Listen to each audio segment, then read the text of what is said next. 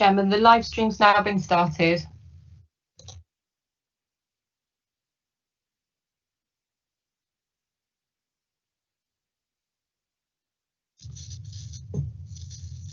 Thank you, meeting producer. Welcome everyone, good morning. Welcome to today's Cabinet meeting, this virtual meeting of Cornwall Council's Cabinet. Before consideration of today's business, I will outline the protocols for the meeting. Today's meeting has been live streamed to the public via Microsoft Teams and is also being recorded. When members are speaking, they may choose to use their video. If the Council's live stream fails during the meeting and we cannot share the proceedings, I'll adjourn the meeting so that access can be restored. If the issues cannot be resolved, I will halt the meeting and the remaining business will be concluded at a future date. If a member experiences a technical issue, I will adjourn for a short period to try and re-establish their connection. As I call members to speak, I will remind you to switch on your microphone. If for some reason you cannot be heard, the Democratic officer will advise you. Votes will be taken by a roll call and the result announced by the Democratic Services officer. Where a member has declared a non-registrable interest, a disclosable pecuniary interest, or an interest by virtue of any trade union membership in a matter, they must leave the virtual meeting.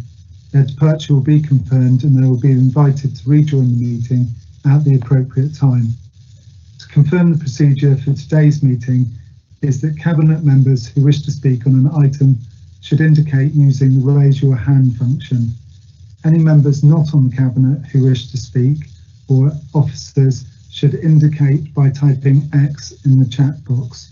So hopefully colleagues from the wider membership that will assist in me getting the order correct rather than having hands up in a different order to some of you on your screens. So before we start today's business, I'll ask the Democratic Services Officer to confirm all Cabinet members are present. Thank you, Leader. I will now call each member's name. Please confirm your name and electoral division. Councillor Jeff Brown. Yeah, I'm present, thank you. Good morning, and I represent Yuki Central. Thank you. Councillor Tim Dwelly. Good morning, everyone. Tim Dwelly, Penzance East. Councillor Mikey Thorne-Gibbons. Good morning, Mikey Thorne-Gibbons, representing Laddock, St Clement and St Erme. Councillor Julian German.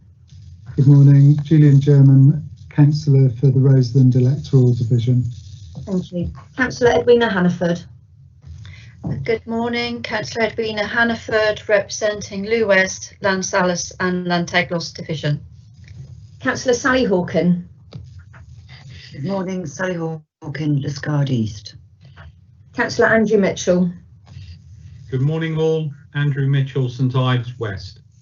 Councillor Rob Nolan. Good morning, Rob Nolan, Truro Redanic. Councillor Adam Painter. Good morning all, Councillor Adam Painter, Launceston North and North Petherwin Division. And finally, Councillor Rob Rochell. Good morning all, Councillor Rob Rochell representing Camelford. Thank you, and I can also confirm that the following officers are also present. We have Ms Kate Canale, Chief Executive, Ms Tracy Langley, Chief Operating Officer and Section 151 Officer, Mr Phil Mason, Strategic Director for Economic Growth and Development, Ms Helen Charlesworth-May, Joint Accountable Officer for Public Health and Care, Cornwall Council and NHS Kernow, Ms Meredith Teasdale, Strategic Director for Together for Families, Ms Sophie Hosking, Strategic Director for Neighbourhood, and finally Ms Melanie O'Sullivan, Monitoring Officer. Thank you, Leader. Thank you, Louise. So the first item on the agenda is apologies for absence. We have none with full Cabinet here today. The second item is declarations of interest. Any Cabinet members with a declaration of interest, please?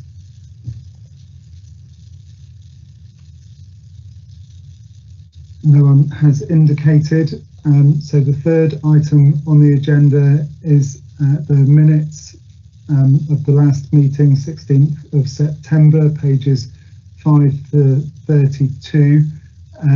Has any Cabinet member any issues to raise on those minutes for accuracy?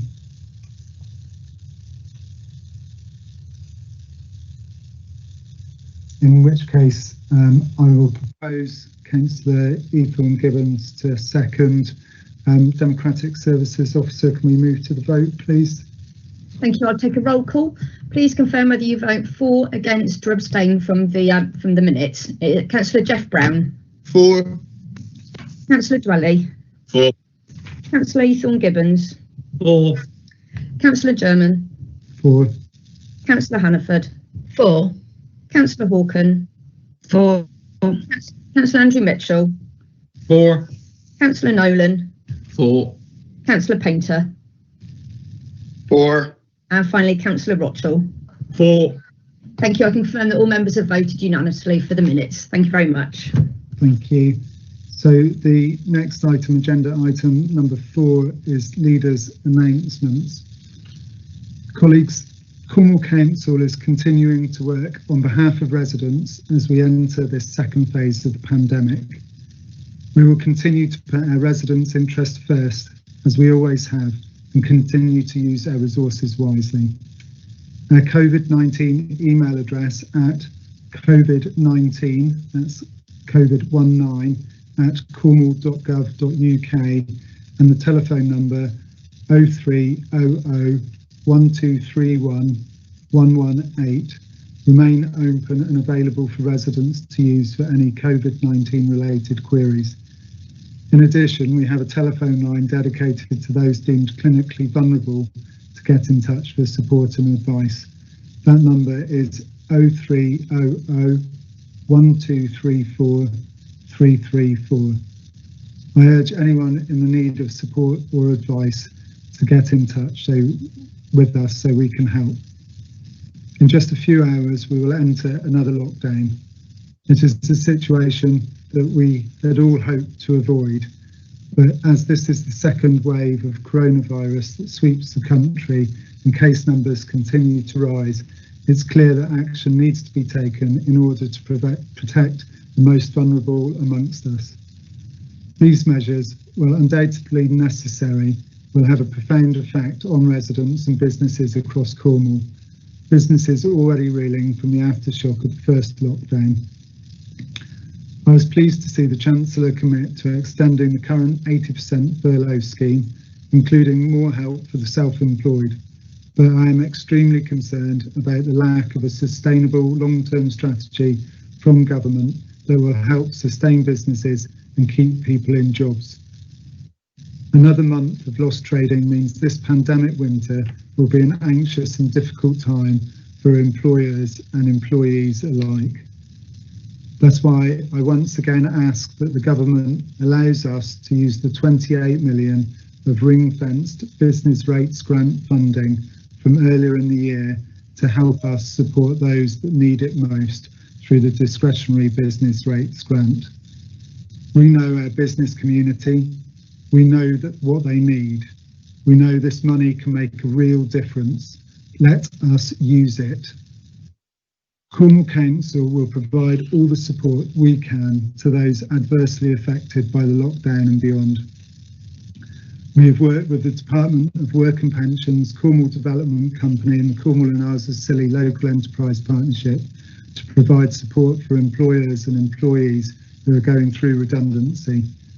We are continuing to encourage those who can pay their council tax to do so, but for anyone who is struggling, please do get in touch with us to explore how we can help and see if you're eligible for council tax support. There are also 3 discretionary funds to support residents in need of extra financial help. They cover rent, council tax and a crisis and care award scheme for those who find themselves in an emergency situation. Help and support is also available for anyone concerned about their mental well-being, because worrying about whether or not you will be able to keep a roof over your head or food on the table can take its toll on any of us. We will continue to work through our public health test and trace team to identify and contain any potential outbreaks of the virus in line with our local outbreak management plan. The team have been incredibly effective in this, and I thank them for the vital work they are doing, but we must be realistic. As with the rest of the country, the situation is likely to get worse before it gets better. This grim inevitability, coupled with seasonal pressures on our health and social care system, make it more important than ever that we all follow the public health guidance. In addition, I ask that residents dial 111 to get urgent treatment, health treatment from the most effective place, and only call 999 for life-threatening emergency conditions to help alleviate pressures on our colleagues in the NHS. We must do all we can to protect our health and social care services. I know the next few weeks will be difficult, and I know many of you are tired of the seemingly endless rules and regulations that we all must abide by. But as the nights draw in and we face the prospect of a long and difficult winter, they are more important now than ever. I know that Cornwall councillors, our communities, voluntary organisations and partners will continue to do their excellent work keeping us all safe. I want to thank Cornwall Council staff for going over and above in their work to ensure our residents remain safe. I know how hard you have all been working, that it is tough, demanding and tiring, but I know your commitment to our residents and Cornwall remains unstinting. It can be hard to imagine a time when coronavirus will not dominate our lives in the way that it does today, but that time will come and we will all come out of this stronger together. Thank you, colleagues. So the next item is the questions from the public. We have a number of questions today.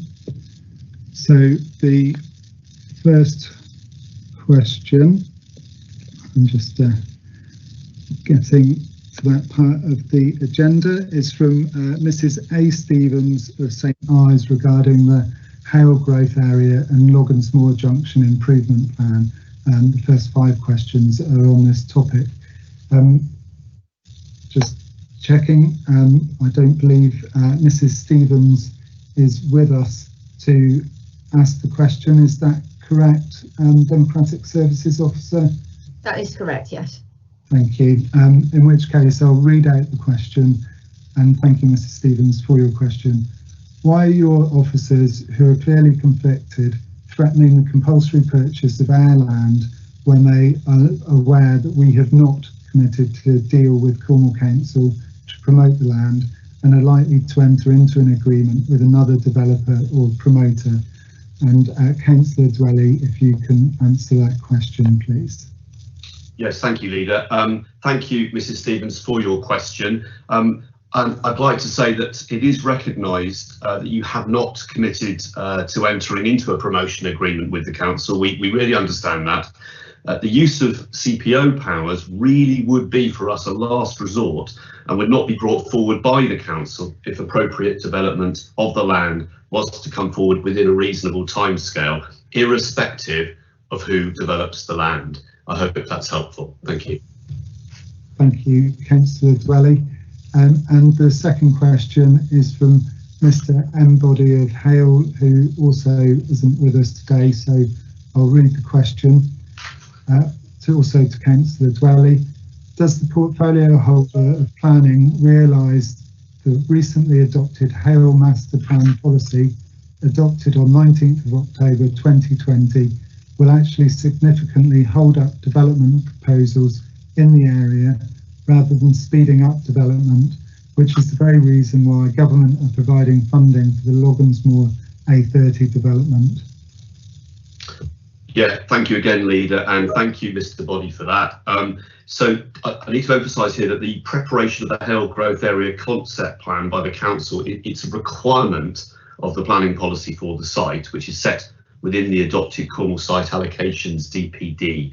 So the policy of the Hale Growth Area indicates that the Council would not be supportive of individual elements of the site coming forward until a concept plan is in place.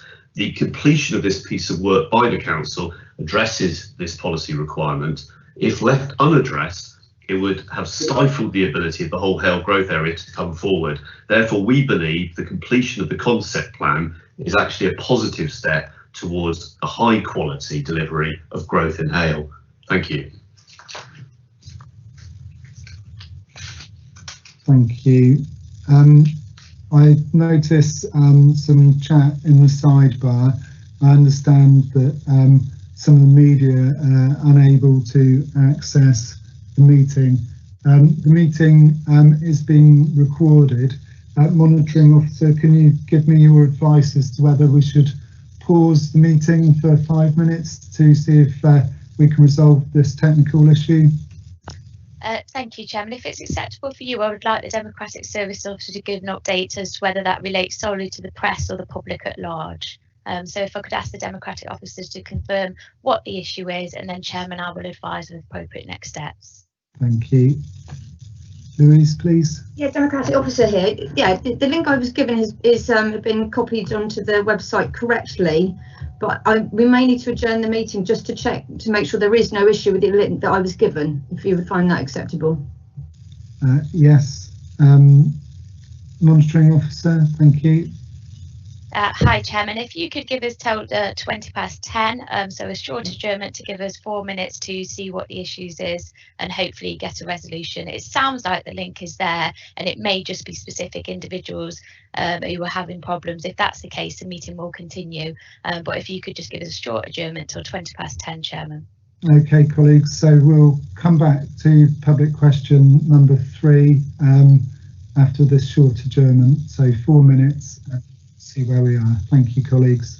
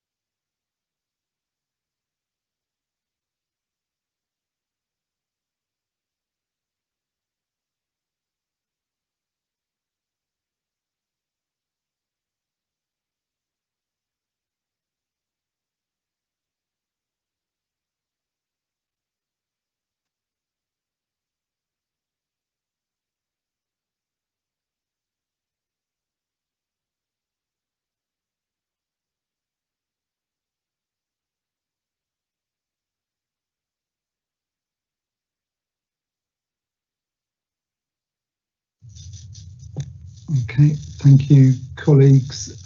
Please, can we have an update? Don't know who wants to do that. Democratic Services Officer, Monitoring Officer. Hi, Chairman. Thank you for that stratagem there. We've just carried out some tests and we can confirm that this meeting is being streamed to the public. Can I say for anybody who has got technical issues from the press accessing the meeting, I will put a phone number for them to contact. So I believe this has been raised by a member on this call. I will put a phone number in the chat box which those particular individuals can contact. But this meeting is being streamed publicly and has been from the beginning, Chairman. Thank you. Thank you, Monitoring Officer. So we'll continue with the public questions. In any event, the members of the public aren't with us to ask the questions. We'll be giving the responses. The meeting is being recorded and people will be able to watch these questions and answers at their leisure in due course. The next question is from Ms. S. Jenkin of Hale. Why have your officers adopted an unlawful blanket Section 106 policy approach without justification as to how the Section 106 requirements are calculated? No background or justification was supplied at the consultation stage, and in my opinion, this is unlawful practice in setting the policy framework. Can the portfolio holder for planning confirm that he endorses this unlawful action? Councillor Dwelly to respond.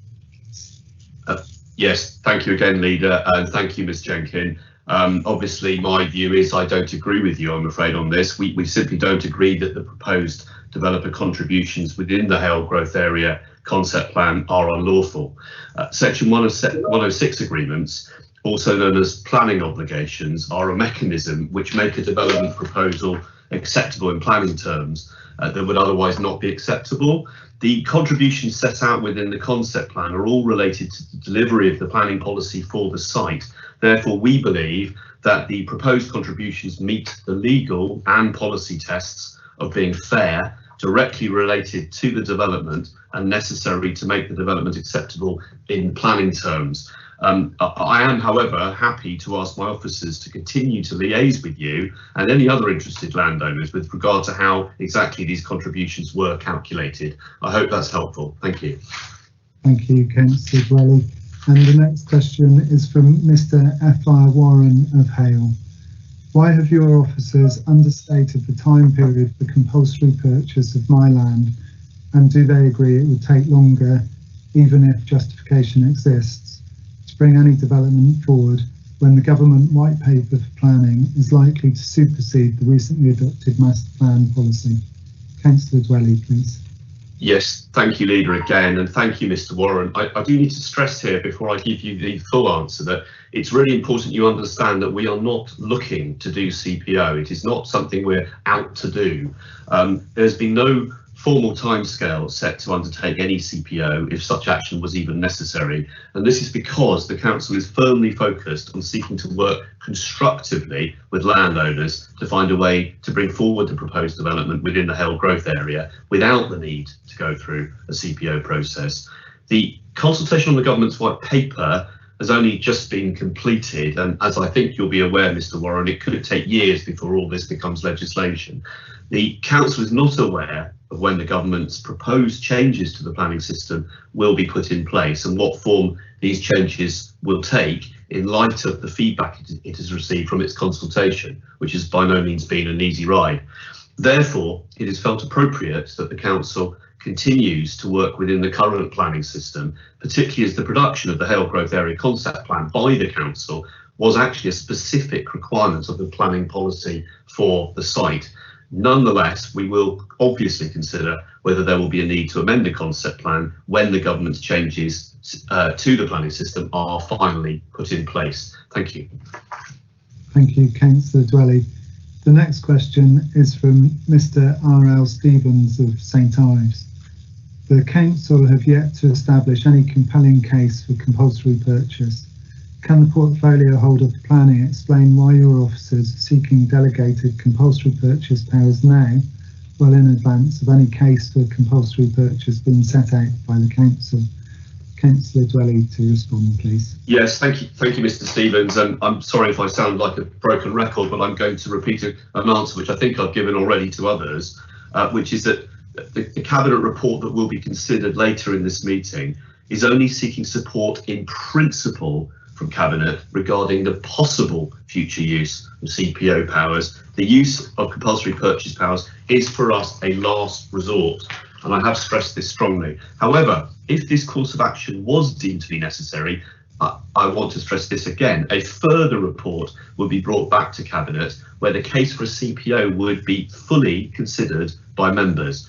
However, we would like to continue to work proactively with landowners to try to ensure that such a course of action is not necessary. Put simply, we don't want to go that way, and we hope we can work with you to avoid that. Thank you.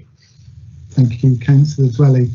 So the next two questions, public questions, thank you to the public for raising these questions, on Langarth Garden Village community governance arrangements. This is from Mr. S. Roden of Truro. Will Cabinet A amend its proposal at item 10, appendix 2, to allow for immediate and genuine discussions with Truro CC and Kenwyn PC with a view to reaching agreement regarding stewardship and governance arrangements being undertaken by those local councils? B, bring back a further report back once those discussions have been concluded. C, amend the report to include the council's relevant strategies. Councillor Roden, Councillor Dwelly to respond, please. Yes, thank you. Sorry, it's all me. I'm going to be putting a small amendment forward to the proposals today to stress the strategic link between what we're proposing and Cornwall's localism strategy, and I will go on further to explain how we are very much open to discussing with relevant local authorities at all levels how we work together on that. So I'm afraid the answer is no, but I think you will be pleased with what we come to say later in the meeting. Thank you. Thank you. And the next question is also on Langarth Garden Village from Mrs. Kay Laborde of Truro. The business case for Langarth is premised upon revenue from the uplift in value on land purchases. Should Cornwall Council be risking taxpayers' money on this project when the uplift in value of land at Langarth has already passed to landowners and companies who secured planning permission 6 years ago? Councillor Dwelly to respond. I think that's, well, thank you for the question. I think the broad answer to that is it's a judgment call, but I'm very content with officers' advice on this, which is that we do think it is a risk that is not large enough to rule out us doing this. And it is important we bring forward this site. And again, later in the meeting, we will be explaining more about how we intend to do this and the advantages of us being involved. Thank you for that question. Thank you, Councillor Dwelly.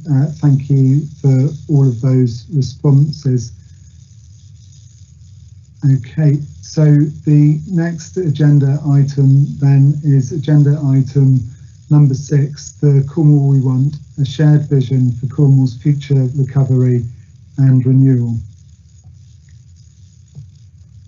So I have, colleagues, the pleasure of introducing this report.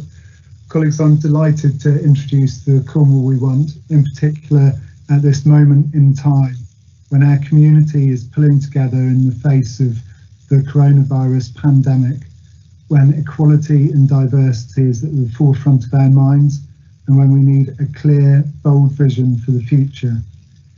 As elected councillors, we have all spent time getting to know the communities we represent, the challenges we face, and understanding the solutions that will improve residents' lives.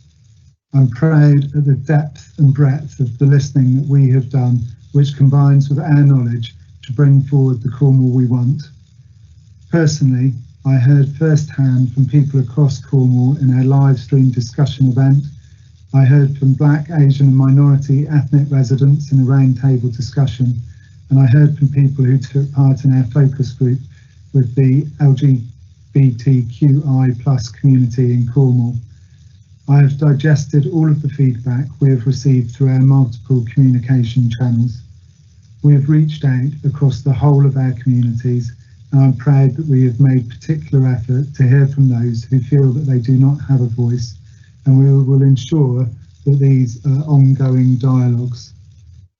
Councillors decide upon policy, and in bringing forward this key strategic document, colleagues will have taken the multiple opportunities to shape it, and following on from Cabinet today, all councillors will have the opportunity to vote on it at full council. The Cornwall We Want already has wide-ranging support from our key partners. I'll leave Cabinet colleagues to reflect on their discussions with residents and the view of strategic partners in their portfolio areas. From my perspective, the synergy the Cornwall We Want has with government ambitions is critical. The government want to build back better and not to only host a successful UN climate change conference, COP26 next year, but to be a global leader in tackling climate change. Given the requisite devolution of powers and resources, we, Cornwall, can lead a recovery and renewal that will deliver for residents and for government and provide a global beacon of what can be achieved. A cleaner and greener Cornwall, a fairer and more inclusive Cornwall. I know that this is a vision that we all share, and with this plan we can come through our immediate challenges and deliver a better future for one and all. Colleague, I'm pleased to commend the recommendations to you, which are recommendations to Cabinet. 1, that the evidence base for our future vision provided by the Cornwall We Know, an analysis of our challenges and opportunities, and by the Cornwall We Want, a feedback report on what our residents have told us about their hopes for the future, be noted. 2, that the arrangements for securing the formal support of partners to work together to achieve this vision in the spirit of Gillenmore-Bath, Together We Can, and for making a strong collective case to government for devolution of the powers and funding that will enable us to accelerate progress towards this vision, be noted. And recommendation to Council 1, that the vision for Cornwall's future set out in Appendix 1 to the report entitled Gillenmore-Bath, Together We Can, the Cornwall Plan, be approved. Thank you, colleagues. So Councillor Painter to second, please. Thank you very much, Leader. I think this is a really important piece of work, and I'd like to thank our officers for the work they've done on it. This isn't the Cornwall I want, or the Cornwall that Cabinet wants, or even the Cornwall that the Council wants. This is the Cornwall that Cornwall and its residents want. We've done a very wide-ranging consultation with lots of different ways of doing that and getting the information. Even during lockdown, where we managed to house all the homeless people that were, sadly on the streets in Cornwall. When we did that, we were able to work with agencies that were helping us to do that. And they were asking people, it was a perfect opportunity to go in and see, what's affecting these people's lives. These are people that have pretty much dropped out of society, don't have bank accounts, don't have addresses, don't have internet. What do they want from Cornwall? How can we best serve them? As well as right the way through to all sectors, whether that's young people, whether it's the BAME, people within Cornwall. We've had roundtable events, we've had evening events, we've had online events, and we've had face-to-face events where we can host them. So I think this really has been a huge listening exercise by the council, looking at really talking to our residents and really doing proper engagement to find out, what is the Cornwall that our residents want. So that's why I'm very happy to second this, and again thank the officers for their work, and I look forward to taking it through to Cornwall Council, the full council, for all councillors to look at that. All our partners have also inputted, as the Leader has said, so very happy to second it. Thank you very much, Leader. Thank you, Councillor Painter. Councillor Brown next, please. Thank you, Leader. I was delighted to get involved in the consultation this summer. I chaired the council's live stream discussion event on the new normal in August, and we heard from so many people who enjoyed the reduced traffic that lockdown brought and who want to continue doing their bit for the environment with more walking, cycling and public transport. I'm really pleased to see that well-connected places are at the heart of this vision, with safe walking and cycling paths, good quality roads and affordable public transport that provides a realistic alternative to car travel. I believe we'd be hard pushed to find anyone in Cornwall who doesn't agree that these are important goals. I can't pretend that the pandemic hasn't challenged our progress.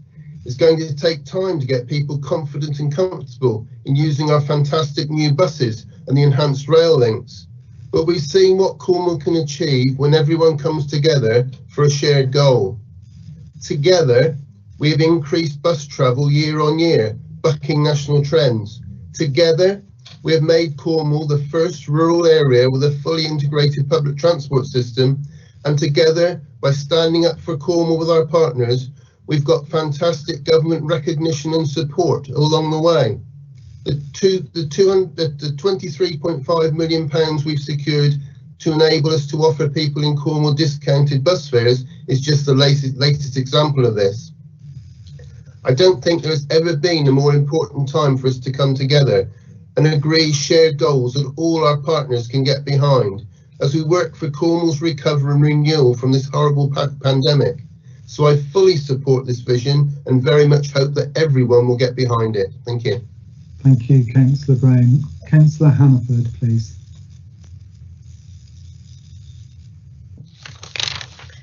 Thank you, Leader. I was really pleased to be able to chair one of the Council's live streams discussions with residents on the Cornwall we want over the summer. Protecting the environment and tackling climate change emerged as a really strong priority for residents right from the beginning. The Environment We Want discussion event back in the summer was a great chance to hear more on this theme from a really wide range of people. The document before us today builds on the strong commitments already made by the Council to tackle carbon, to become carbon neutral and plastics free. It places these goals right at the heart of our work with partners for a green and a just recovery. We all know how much more we can achieve from Cornwall when we speak with one voice. That was the key reason why Cornwall was the first and only rural area to get a devolution deal. And it's why I'm delighted that all our partners around the table at the local nature partnership, partners like the Environment Agency and Cornwall Wildlife Trust, have offered such positive and unanimous endorsements of the documents we have before us today. Cornwall Association of Local Councils has also written formally to all Cabinet members to confirm that it welcomed the document as a real opportunity for change in Cornwall and resolved unanimously to support the ethos enshrined in the document. The board congratulated officers on the quality of the evidence gathered during the consultation and also the engagement work undertaken to develop the plan. They continued, "We believe that the Cornwall we want should be seen as a unique opportunity for all partners to work towards the same common principles and build on the collective spirit of collaboration demonstrated in the Duchy's response to the current pandemic. We urge not only Cornwall Council members but all partners to endorse and support this approach, which we see as a real chance for a Cornwall we all want." We have also heard that our focus on the green recovery from Cornwall really resonates not just with our partners but with national government's ambitions. So I think it's fantastic for Cornwall that the Environment Secretary, George Eustace, has offered such a strong endorsement, saying, "The vision shows how Cornwall can lead the way in building back better and greener." I can't imagine anyone would disagree with a vision for Cornwall's future, where we leave more nature for our children, and a Cornwall where we harness the enthusiasm of our communities to rally around and provide support where it's most needed, as has been shown over the last 8 months.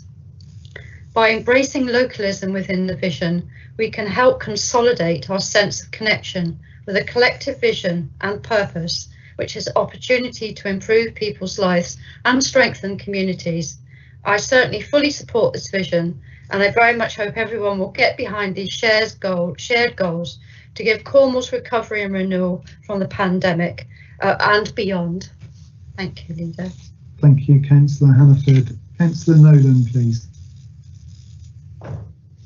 Thank you, Leader. From my position as a Cabinet Member for Environment and Public Protection, I'm really pleased with this plan. The plan puts into a clear focus what people told us they want, a real focus on creating a cleaner and greener Cornwall with more spaces for nature. What was very interesting to me was the public appetite to link the environment with the opportunity for green jobs in areas like renewable technology. We have seen how many people are thinking about the environment in connection with so many aspects of their everyday lives, particularly in this time of COVID, and the way we all live, work and travel around Cornwall. Lawrence Reed of Radio Cornwall will tell you that if he puts President Trump on the agenda for his discussions, he'll get 1 or 2 phone calls. If he puts litter and dog mess on the agenda, he's inundated. And those of us who've been in the studio on the receiving end of passionate phone calls will not be surprised, to me, that the people have said in this report that they want to see a cleaner, greener Cornwall with less litter. I very much back the goals in this plan for a Cornwall where we have high levels of public satisfaction with the areas of a place to live and with street cleanliness. I can't imagine that anyone wouldn't support these goals. It's also very important to me to add my support to the vision that Cornwall is a place where everyone can live safe and free from harm. Our Safer Cornwall partnership is a great example of how partners in Cornwall are working together to keep people safe and well. I'm optimistic that together we can make Cornwall one of the safest places in this country to live, with significant reductions in the level of violent crime, and I'm sure that these are goals that everyone can get behind and support. Thank you, Leader. Thank you, Councillor Nolan. Councillor Rothschild, please. Yeah, thank you, Leader. I led 2 of the Cornwall We Want focus group discussions with disabled people in Cornwall and some of the organisations that support them. It was very challenging and humbling and made a huge impact on me to hear direct from them about their experiences of life as a disabled person in Cornwall and how we as a council can help improve it, and some of the things we do well and of course some of the things we do not quite so well. I think the way we have worked with residents to shape this plan represents a step change in the way Cornwall Council engages with communities. It is absolutely vital now that we respond to what we've heard from residents by supporting this plan. And we have to keep listening and working with people to deliver the plan as part of an ongoing dialogue. They were very, very clear that this should not be a one-off. Continued dialogue across a range of platforms is vital. What was interesting here was their vision of a Cornwall that is more caring, inclusive and accepting. As anyone who's heard me speak about adult social care before will know, I'm passionate about improving the lives of disabled and older people. So this vision of a future Cornwall where no one feels lonely, where people are spending more of their lives in good health, and where no one has to stay in hospital longer than they need, is one that has my strong personal backing. It also has the unanimous backing of all the health and care system leaders in Cornwall and the Isles of Scilly, following formal endorsement from the Health and Care Senate Partnership. That partnership support is really important. It means this vision will provide strategic direction for the whole integrated care system in Cornwall. As others have said, we know just how much more we can achieve for Cornwall when partners are all working together for shared goals. Cornwall has done a fantastic job of pulling together to suppress the virus, and I very much hope all members will back this vision so that we can all pull together to secure Cornwall's recovery and renewal from the pandemic. Thank you. Thank you, Councillor Rothschild. Councillor Mitchell, please. Thank you, Leader. I took part in 2 of the live discussion events which the council hosted over the summer, and it was great to hear firsthand from all the residents who took part in those events. It was also really important for me that we listen to those who can be harder to hear from most times, including our social housing tenants. Their feedback was full of concern for others, for those with mental health issues and for people with complex needs. So I am really pleased this vision puts achieving a fairer and more inclusive Cornwall up there as one of the 2 top goals for our recovery and renewal, alongside the environment and climate change. We know people want more affordable homes for young families in Cornwall, and this message again came through strongly in the Cornwall We Want feedback. I am proud that this council has consistently been in the top 3 authorities in the country for providing affordable homes, and for the last 2 years running the #1 position. But there is still so much more to do, so I very much support the housing goals in this vision. One positive aspect lockdown was how we got everyone in off the streets, finding places to stay for 168 people. Many of those we housed have been able to turn their lives around. In the words of one of the people we helped, he said, "I can honestly say this, I am home at last and have been given my life back. I am finally living, not existing, and at long last finally taking responsibility for myself and not running away from life's problems." How positive is that? I can't imagine that anyone would not support a vision that we end street homelessness here in Cornwall and make sure every child has a secure home to grow up in. I very much hope everyone can get behind these shared goals to stir our recovery and renewal, just as everyone in Cornwall is working together to suppress the virus. Thank you, Leader. Thank you, Councillor Mitchell. And Councillor Dwelly next, please. Yes, thank you very much, Leader, and I really do endorse all the comments from colleagues on this. I'd like to just say a couple of things that I think are relevant to my portfolio. But before I do that, can I just stress that it's so important that Cornwall looks to the future. I do think we often get stuck on the today and yesterday, and I think it's really important also that we've gone out and asked people who don't always come to meetings like this, don't always complain about things, don't always object to planning applications. Frankly, people who are under the retirement age, working age people and young people have been part of this. People from all backgrounds, as the leader said, have taken part. And I think it's really important we look for the common ground, because not everyone in Cornwall agrees on everything. We know that. But where there is common ground, and I think there is coming out of this, we should get behind it. And I do really hope that those who are not in the administration will back this. And if they don't, I'd be interested to know where they differ with what we're hearing as a consensus from the people of all ages and backgrounds in Cornwall. Now, in particular, I'm really, really committed, and we are, to a real living wage for people in Cornwall. For me, the biggest issue in Cornwall has historically been low pay. And for people to say that they want to see the end of that and a real living wage for everyone, I think, for me, should be the #1 priority for Cornwall. Everything else flows from that. I'm also extremely pleased that we're looking to green jobs in renewable and digital technologies. And let's not forget, we are the leading rural region for both the creative industries and for broadband in rural areas, which is exciting. We've got a strong emphasis here on all year round tourism, which we know from the last month or so in September was really important for businesses, that we don't just have people visit and spend money in Cornwall during the summer. And we can get there on that. I'm also delighted to see an emphasis on affordable housing, which we are, as an administration, strongly committed to, and to revitalise town centres. We are, as a council, working hard on this with real money to make a difference to high streets in Cornwall. So that's all from me for now, but I am very pleased with this, and I do hope that councillors from all backgrounds, all parts of Cornwall and all political groups get behind it. Thank you. Thank you, Councillor Dwelly. Councillor Hawken, please.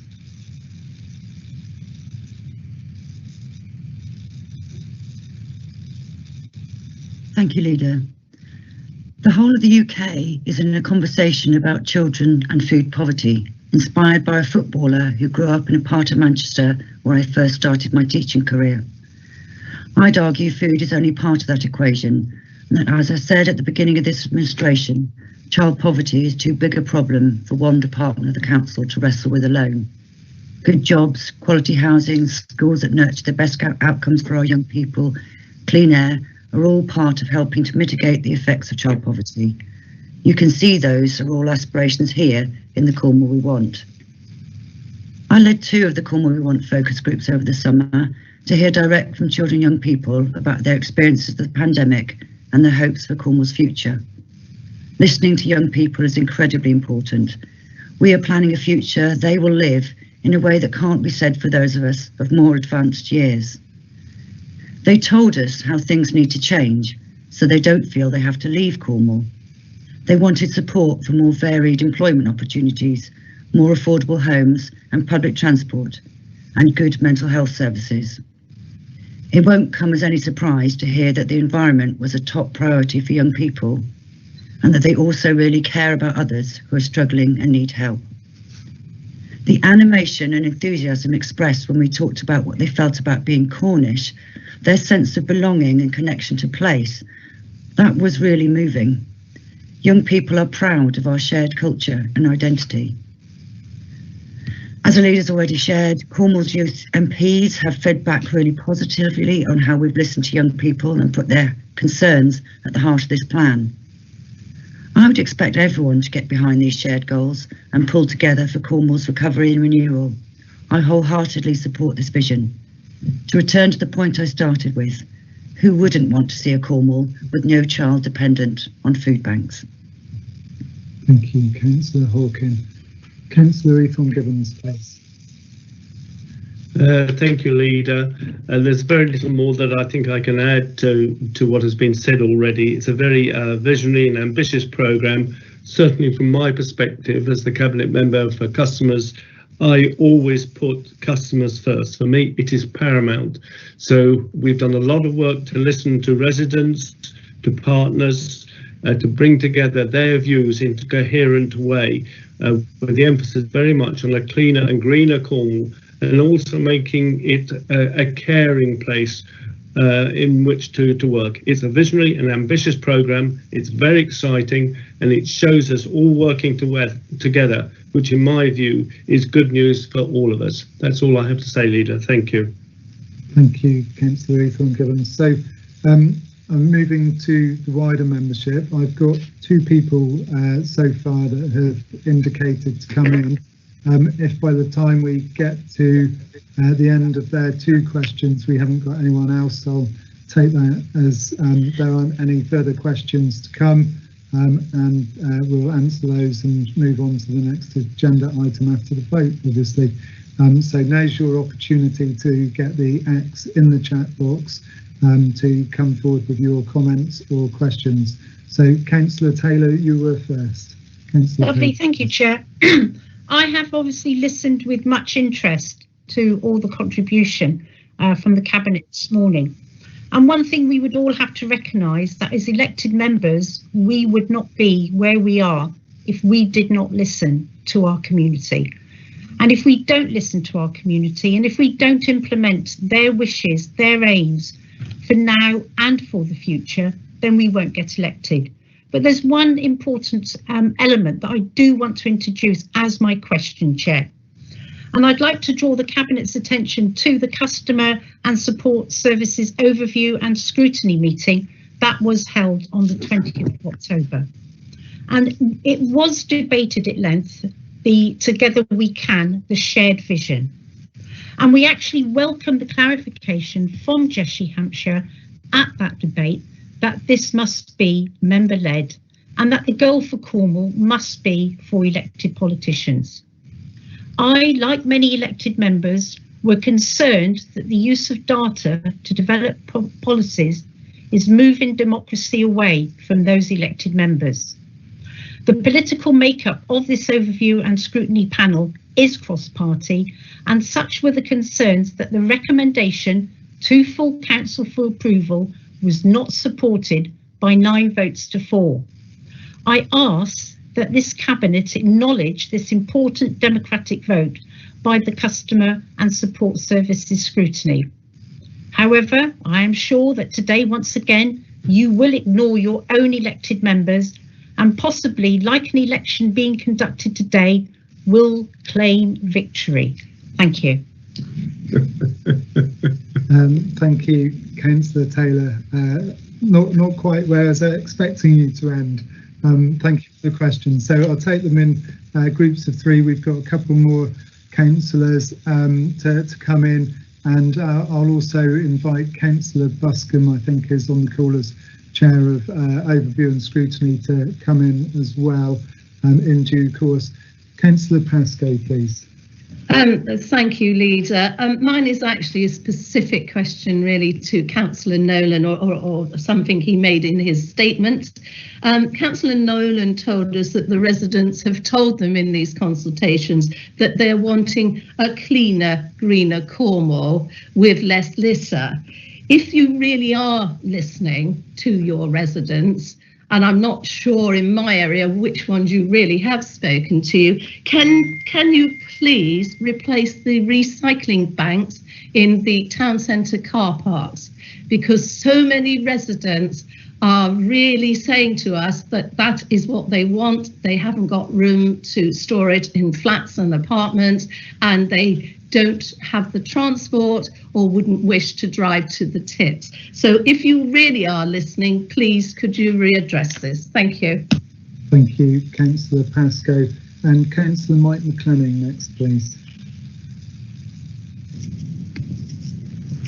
Thanks, Leader. I welcome the recovery plans. I've been, as you know, to many of the meetings and asked lots of questions. I'd just like to ask Councillor Dwelly, back into the hilt, but I still, the wish list about wages and getting them up to a fairer package in Cornwall. I find that I want to support you, but I find it a very, very difficult task. I'd like to know how you think you're going to tackle that, please, and if you need help from me, I'd be more than happy to join in. Thank you. Thank you, Councillor McClenning. As with Councillor Pascoe being unsure who we've consulted with, we'll absolutely welcome your help with that, Councillor McClenning. Councillor Pascoe will know that we've sent all of the materials to councillors and asked them to get it out through their channels locally. I'm sure Councillor Pascoe did that alongside the rest of our councillors, and that will have ensured that all of her local residents will have been contacted. Councillor Taylor, thank you for your question. Absolutely acknowledge the vote at Customers Scrutiny Overview and Scrutiny Committee. I'll ask Councillor Buscombe to come in after we've responded to these three questions. And that vote's also acknowledged in the papers today. There were the three recommendations acknowledged, or the Scrutiny Committee noted the work that had been done, the database that you spoke of, and results that had come out of that. But they didn't vote to recommend on to full council the document. We will be voting on that today as well. So we understand that they didn't recommend the document onto full council, but Scrutiny didn't say that they didn't recommend it either. No doubt we'll get into some semantics about what that actually means, but absolutely do acknowledge that vote from members. Councillor Nolan, if you'd like to respond to Councillor Pascoe, please. Thank you, Leader. Thank you, Councillor Pascoe, for your question. The recycling banks were a hangover from the old district council days. They served their purpose. They were finished. Since then, we've very much expanded the curbside recycling, and anything that you might have taken to the recycling bank, you could have taken just to outside your own home and left with the recycling.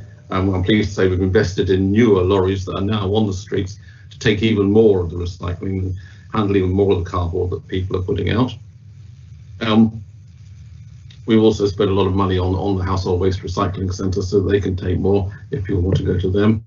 We did find that the recycling banks were heavily abused by people who should have had commercial waste contracts and were using them to put out their waste. And they also attracted antisocial behaviour. So a lot of parish councils couldn't wait for us to get rid of them, and we took them away.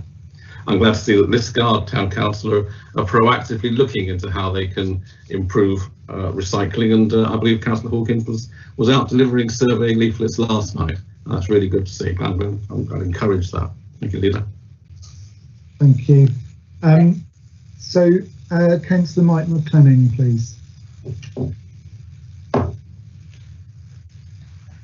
Sorry, Councillor Dwelling. Yeah, sorry. I was just looked at my notes too briefly. Councillor Dwelly to respond to Councillor Mike McKenna. So I sit like that. I've never been called Mike McKenna before, but I'll take that to my grave. Hello, Mike. That's a good move for you. Thank you for your question. I'm really pleased to hear you sharing the aims, and that's great. I think hopefully this is something that will be cross-party, that we really want to reduce low pay. No one's saying this is easy. We're not going to get there quickly, but you will know that Cornwall Council unanimously voted not only to become a real living wage employer, but also to encourage other employers to do the same thing. That's not the same as forcing them. We do not have that power, but I'm personally very committed to this and working in Penzance, where I'm a councillor, to aim for Penzance to be one of the first, if not the first, real living wage towns in England. And that doesn't mean everyone gets it. It means that we highlight and celebrate the employers that do manage to take that leap. And the leap is not as huge as it might sound from minimum wage, or what the government calls national living wage, but it is a bit extra. It's difficult, but the idea behind it is that you get satisfied workers who work harder and therefore help the business or the employer to do more, and that therefore it's a win-win. And this is something we've heard across the country from organisations and employers who've taken the leap. It's a feel-good thing, it's good relations with staff, and frankly we need all of this at the moment because we've already got a problem with unemployment rising in Cornwall. For goodness sakes, please can we not also have continuing low pay as well as that? Thank you very much. Thank you, Councillor Dwelly. And obviously this year will be challenging in terms of employment, unemployment and wages, but over the last year we saw that average wages in Cornwall are increased by £1,000, which is fantastic news, and in no small part due to living wage policy, making sure that social care workers, staff across our organisation, but also contracts being paid the foundation living wage. So that's great news. Councillor Buscombe, Chair of the Relevant Scrutiny Committee, would you like to come in at this point, please? Thank you very much, Leader. I've listened to the debate and I concur with many of the comments. So I concur with Councillor Taylor's comment, and if you look, for example, at paragraph 4.8 of the report, I think it sets out quite clearly the view of the Customer and Support Services Committee. We had a very thorough and detailed report and presentation put before us, and the majority of members of my committee, which I chair, declined to recommend the report onto Cabinet. And I've always believed that scrutiny shouldn't be party political, so I'm quite happy to acknowledge that and leave it to the Cabinet now to decide what they want to do. Thank you very much, Chairman. Thank you, Councillor Buscombe. So I've got Councillor Brown and Councillor Rushworth that have indicated. So again, if I don't have a third questioner by the time they've asked their questions, I'll draw the line there. Councillor Pascoe, I see you've indicated, but you've already asked a question. We've a very long agenda today, so I'm not intending to come back to people for second goes. So yourself and colleagues are aware of that. I'm quite used to that. That's fine. Thank you, Councillor Pascoe. Councillor Brown, please. Yes, Chair. Your chance to indicate now. Councillor Brown. I'll be very brief, given that you've indicated you have so full an agenda. I was fortunate to attend a conference organised by the Local Government Information Unit, which is a very well respected organisation, about a month ago. Jessie was one of the speakers who was invited to speak at that meeting, and she'd been invited to because of the national recognition of the quality of the work that is being done in Cornwall at the present time, to look ahead to the future and to try to generate far-reaching strategies based upon widespread consultation. She spoke very well, she was well received, and I think the role of officers in the work so far ought to be commended. I was at the Customer Services Committee, and I would, as a substitute member, I would certainly have voted to have recommended, not just noted the document, and encouraged Cabinet to take it on if I'd been given the opportunity. I'm very pleased that the Cabinet is showing collective political leadership now. So I certainly, and I believe my group, will be fully supportive if you adopt this document, and we look forward to it going on to council. Thank you very much. Thank you, Councillor Brown. Councillor Rushworth, please.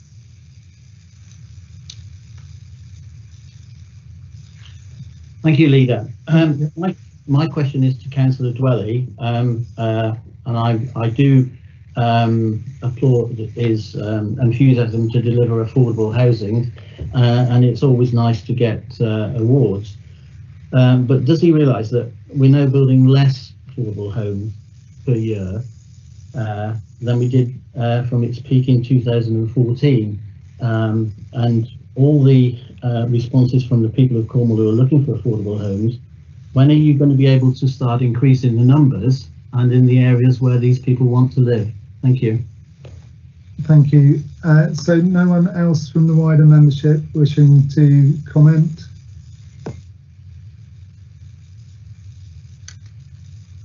In which case I'm going to draw a line at this stage. So actually Councillor Mitchell is a Cabinet member for Home, so I'll go to Councillor Mitchell for Councillor Rushworth to respond to Councillor Rushworth, please.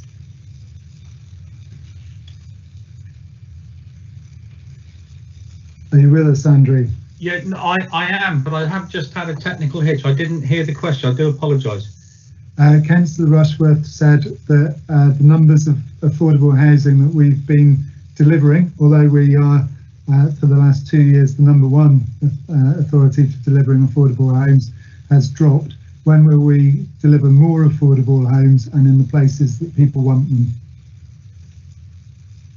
I thank Councillor Rushworth for the question. Again, I'm not exactly sure of the gist of it. We are really proud of what we're doing here in Cornwall, working with housing associations, Cornwall Housing Limited, and the efforts of the affordable housing team here. It does come down to just pure arithmetic, and I think we'll see that the numbers have gone down across the whole of the UK.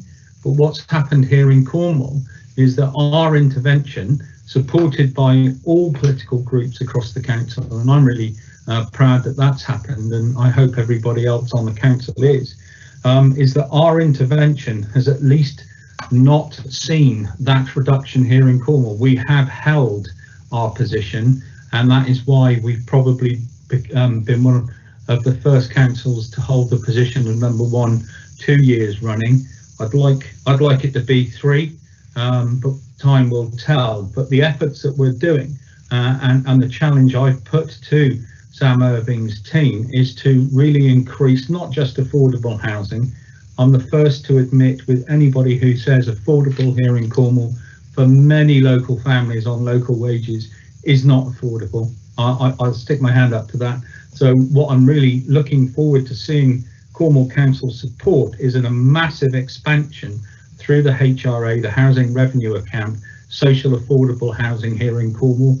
And I wish to see Cornwall Housing Limited operate across the whole of the Duchy, not just in Mid and East, where the district councils had the sense not to sell off their housing stock, and we inherited them. So I look forward to working with Stephen and everybody else on the council to really upping not just the delivery of affordables in Cornwall, and we know that there is a threat to that under government proposals and changes to the planning system, but our own efforts to increase social housing. That's what I want to see us push forward on. Thank you. Thank you, Councillor Mitchell.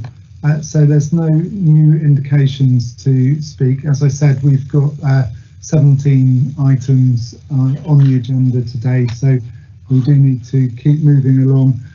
In conclusion, we are in challenging times, absolutely. A number of speakers have commented on that, but also on how we're all pulling together, which is fantastic. And in these challenging times, we do need hope for the future. And not only are we looking towards the future with hope, we're looking forward with strategy and plans to actually deliver that better future. So very pleased that we've had this debate here today, and that we'll move on to full council, subject to the vote that we're about to have. So thank you all, colleagues. Democratic Services Officer, if we can move to the vote, please. Thank you, Leader. I'll take the vote by roll call. Please confirm whether you vote for, against or abstain from the proposal. Councillor Jeff Brown. For. Councillor Tim Dwelly. For. Councillor Mike Eathorne-Gibbons. For. Councillor Julian German. For. Councillor Edwina Hannaford. For. Councillor Sally Hawken. For. Councillor Andrew Mitchell. For. Councillor Rob Nolan. For. Councillor Adam Painter. For. And Councillor Rob Rotchell. For. Thank you. I can confirm that all members have voted unanimously for the recommendations. Thank you, Leader. Thank you, Louise. So the next item is agenda item number 7, Tamar Bridge and Torpoint Ferry, COVID-19 financial impacts and future financing. Councillor Brown to propose, please. Councillor. Thank you very much, Leader. I fully appreciate and share the frustration and concerns of many members and the public about the need to amend toll charges so soon after the last increase, but it was impossible to anticipate the impact of COVID-19. The two crossings have historically been operated on a self-funding user-pays principle. Annual budgets are prepared accordingly based on traffic forecasts, which until the pandemic have been accurately calculated. COVID-19 has had significant effect on the traffic levels and income at the two crossings, and reserves of £2 million from the Joint Committee have been exhausted. The Joint Committee has investigated all opportunities to make operational savings, and where possible these have been implemented, but scope is limited by the nature of the undertaking and the desire to retain essential service levels, particularly to South East Cornwall. Financial support has been sought from government by the Tamar Bridge Torpoint Ferry Joint Committee, Cornwall Council and Plymouth City Council through the general support mechanisms and direct lobbying. To date, no additional funding support has been made available by central government, and there's been no indication either as to whether or not the COVID losses on the crossings will be covered. The Minister has recommended that discussions commence with Highways England to provide a degree of annual funding to enable the strategic route, the A38, to cross the Tamar Bridge. The Minister has also accepted a request to review the Act, which covers the bridge operations, but these are not government priorities at the current time, so we await progress on these matters and will continue to press for a positive response. Reducing prepayment discount is within the authority of the parent authorities, but increasing the cash toll requires application to the Secretary of State. And based on experience, the process is unlikely to take less than 12 months to gain approval. Traffic recovery modelling is considered to be reasonably conservative, but it must be noted that traffic forecasting in the prevailing conditions is difficult, and it's quite possible there will be significant variances, not least as we move into a second lockdown. Although I can confirm this morning that in this lockdown we will continue to be taking tolls. There's no plans to lift them. A parallel governance and approval process being undertaken with Plymouth City Council. It's currently predicted that the shortfall at year end, and that's despite using all the £2 million of reserves that the committee had, will be approximately £400,000, which will be jointly covered by the two parent authorities. However, this situation cannot continue. Following two workshops in July to consider the options at its meeting on the 11th September, the Tamar Bridge Torpoint Ferry Joint Committee selected a preferred option to increase income to address forecast deficits. The Joint Committee took the view, having considered all the options, that the least worst option was to go for a relatively low impact early intervention rather than delay the increases that would result in much larger impact over the longer term.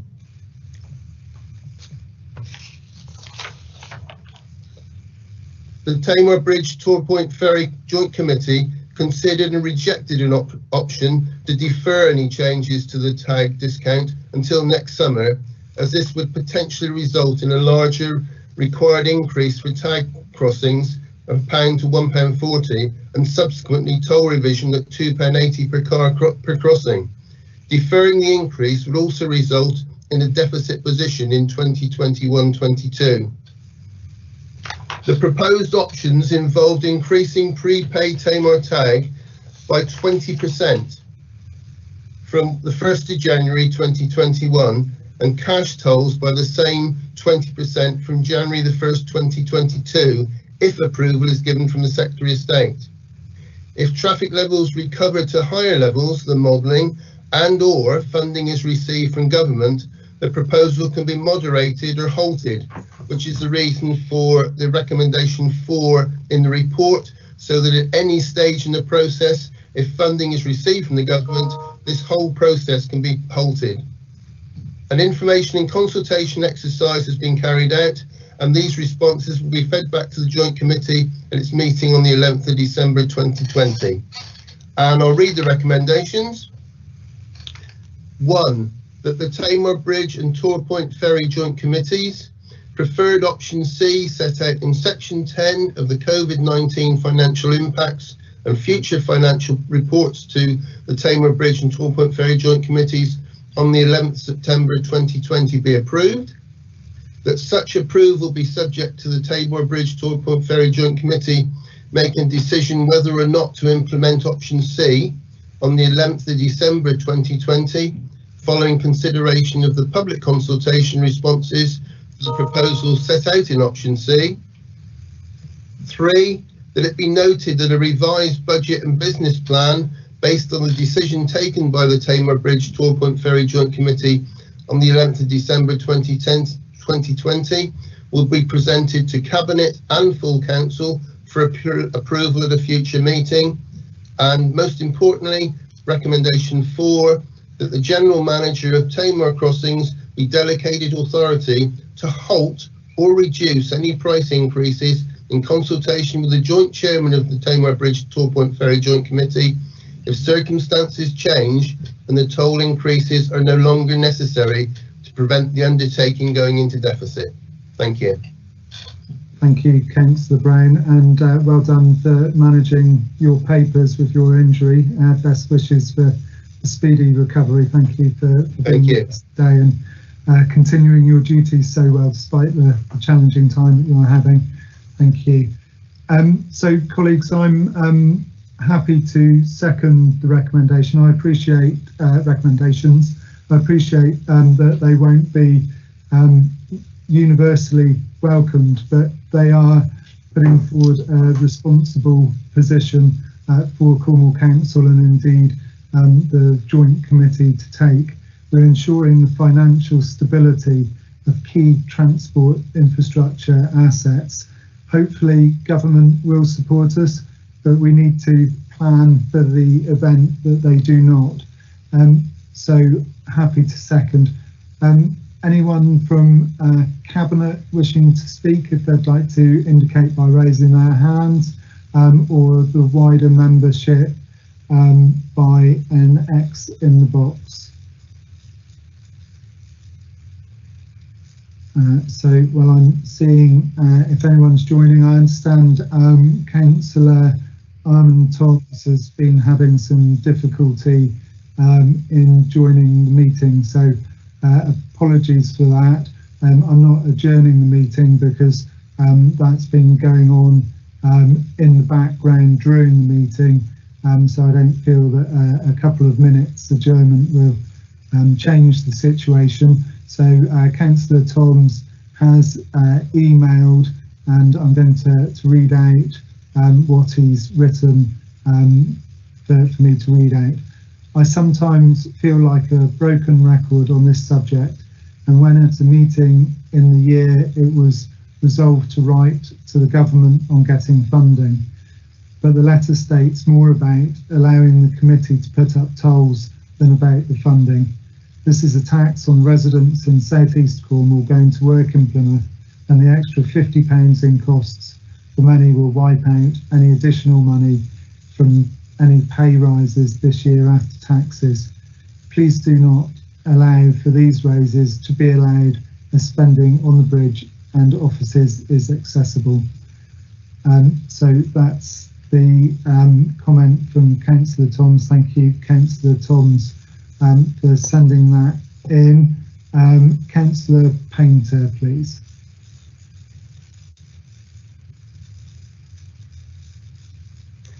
Thank you, Leader. I think, also partially responding to Councillor Toms, I think it is regrettable that we're in this situation with the Tamar Bridge, and it clearly is costing, any users, and certainly the regular users, if we change the amount of discount for tag users or increase costs in the future.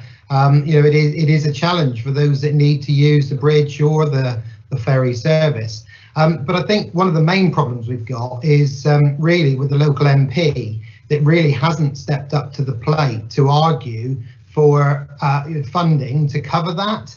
I think we've been successful in many areas arguing about fair funding, and certainly fair funding during the pandemic and assistance. But we've had no support through either side. So I think we're looking at MPs across Plymouth and South East Cornwall to push really hard to make sure that we can find a solution. Wales, I know it's a different system in Wales where the bridges across to Wales are now free of charge, and they're the central government have taken on the operation of those. I think we need to continue to lobby to say that it shouldn't be the users paying all the cost, especially where we've had a number of issues, not just COVID, but other maintenance issues. We haven't been paid for any of the resurfacing of the work that's done on behalf of the Highways Agency who run the road. It's not even our road, it goes across it. So I think there are a number of issues that really need to be addressed by central government, not by local government. So I think both Plymouth City Council and Cornwall Council have worked really hard to make sure that we offer good services on both the bridge and the ferry. But we really do have to look to our MPs to really step up to the plate and deliver on funding, as well as delivering on commitments that go longer term to enable a more sustainable solution for the people of South East Cornwall and Plymouth. So I think that's certainly an area where I think we need to continue to lobby, and I know Councillor Brown has been doing a lot of that work. Thank you very much. Thank you, Deputy Leader. So wider membership, I'll again look for a bundle of 3. So you've got the opportunity to get your X in the chat box by the time Councillor Long has finished. Councillor Pascoe first, please. Thank you, Leader. I'm not going to rise to that political point that's just been made, because I think it's a cheap shot when so many people in South East Cornwall struggle to pay that toll, to go across the bridge, to access employment, and most importantly, the only hospital that's available to us.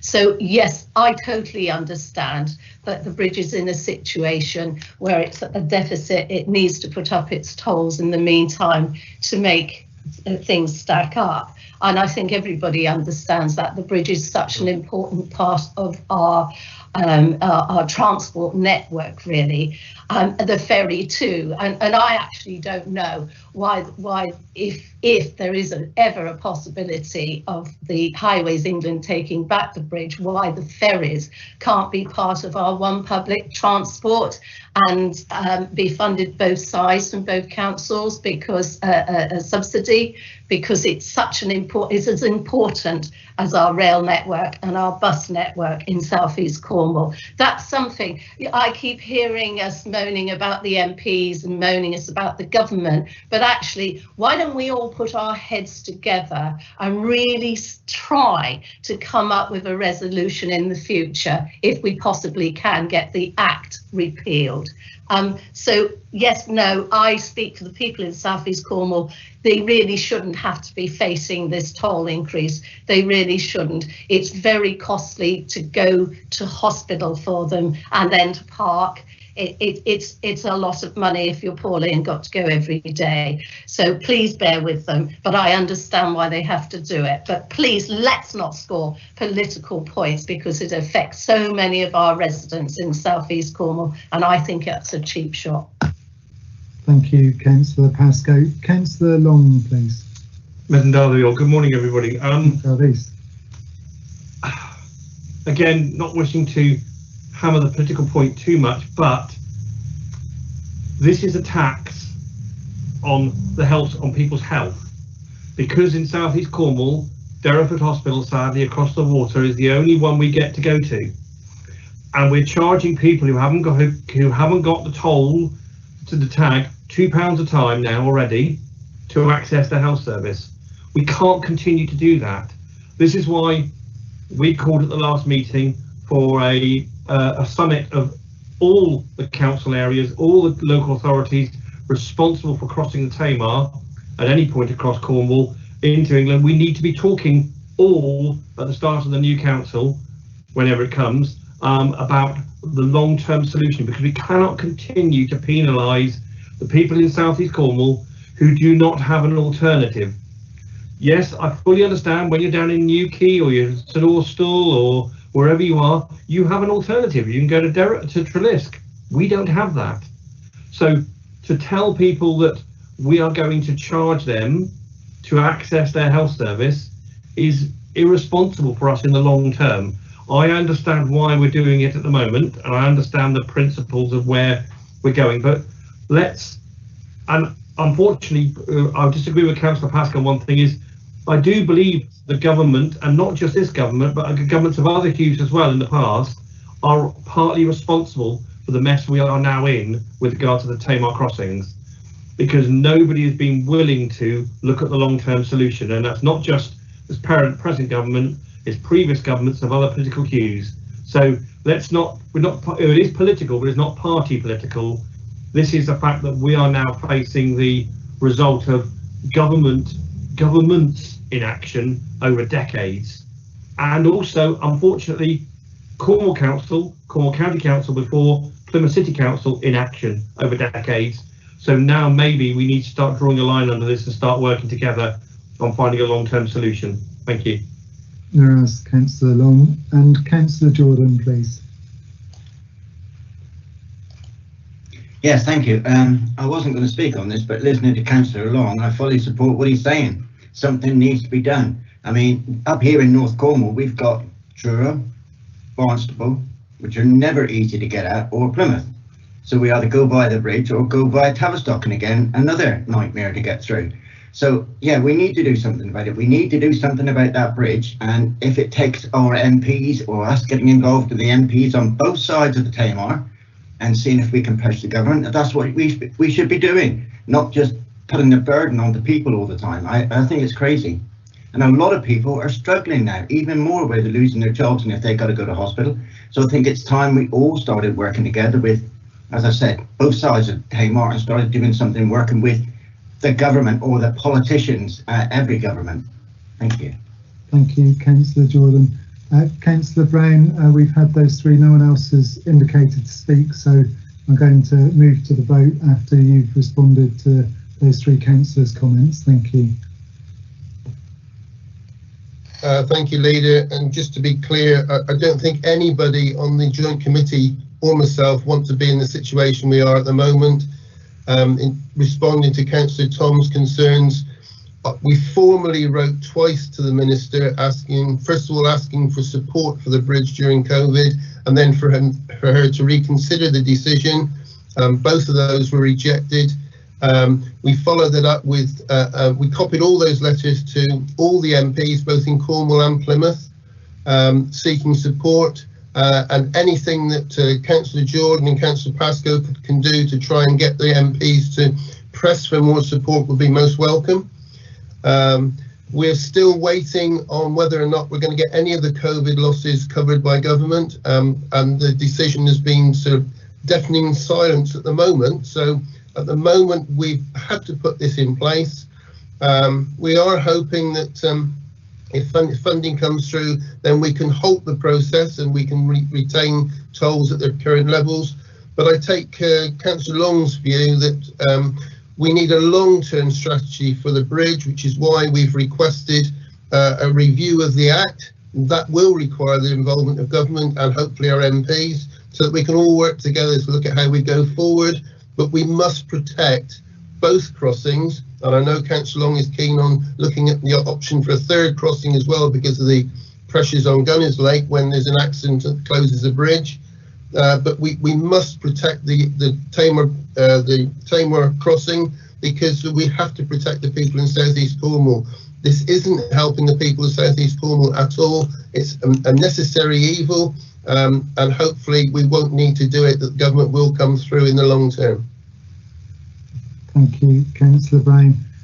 So, Democratic Services Officer, if we can move to the vote, please. Thank you, Leader. I'll take the vote by roll call. Please confirm whether you vote for, against or abstain from the proposal. Councillor Jeff Brown. For.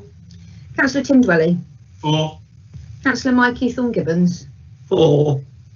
Councillor Julian German. For. Councillor Edwina Hannaford. For.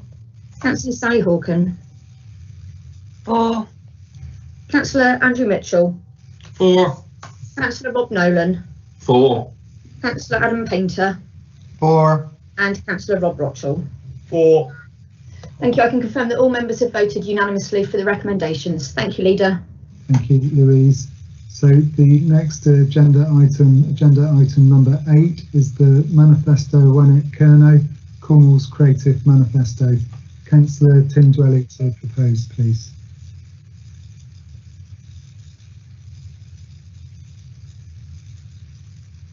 Apologies, just unmuting. Thank you very much.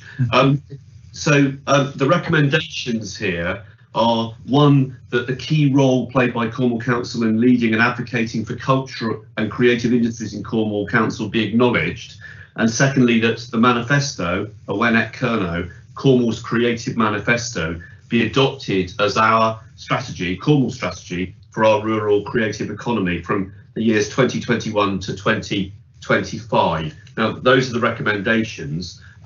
This particular document has been subject to an enormous amount of consultation and involvement from the people who work in the creative sector in Cornwall, and it's very much their document as well as the council's, and I'm pretty confident that this is something that will be welcomed by councillors from across the chamber, because we're all proud of Cornwall as a creative economy. What I'd like to emphasise is this, that this might have been a manifesto to make Cornwall the UK's leading rural creative economy, but in fact it's a manifesto that confirms we are already that, and the job of this manifesto is to get that message out to investors and people in the arts and the creative sector, and not only across the UK but across the world, so that they recognise this and know what we already know to be true factually.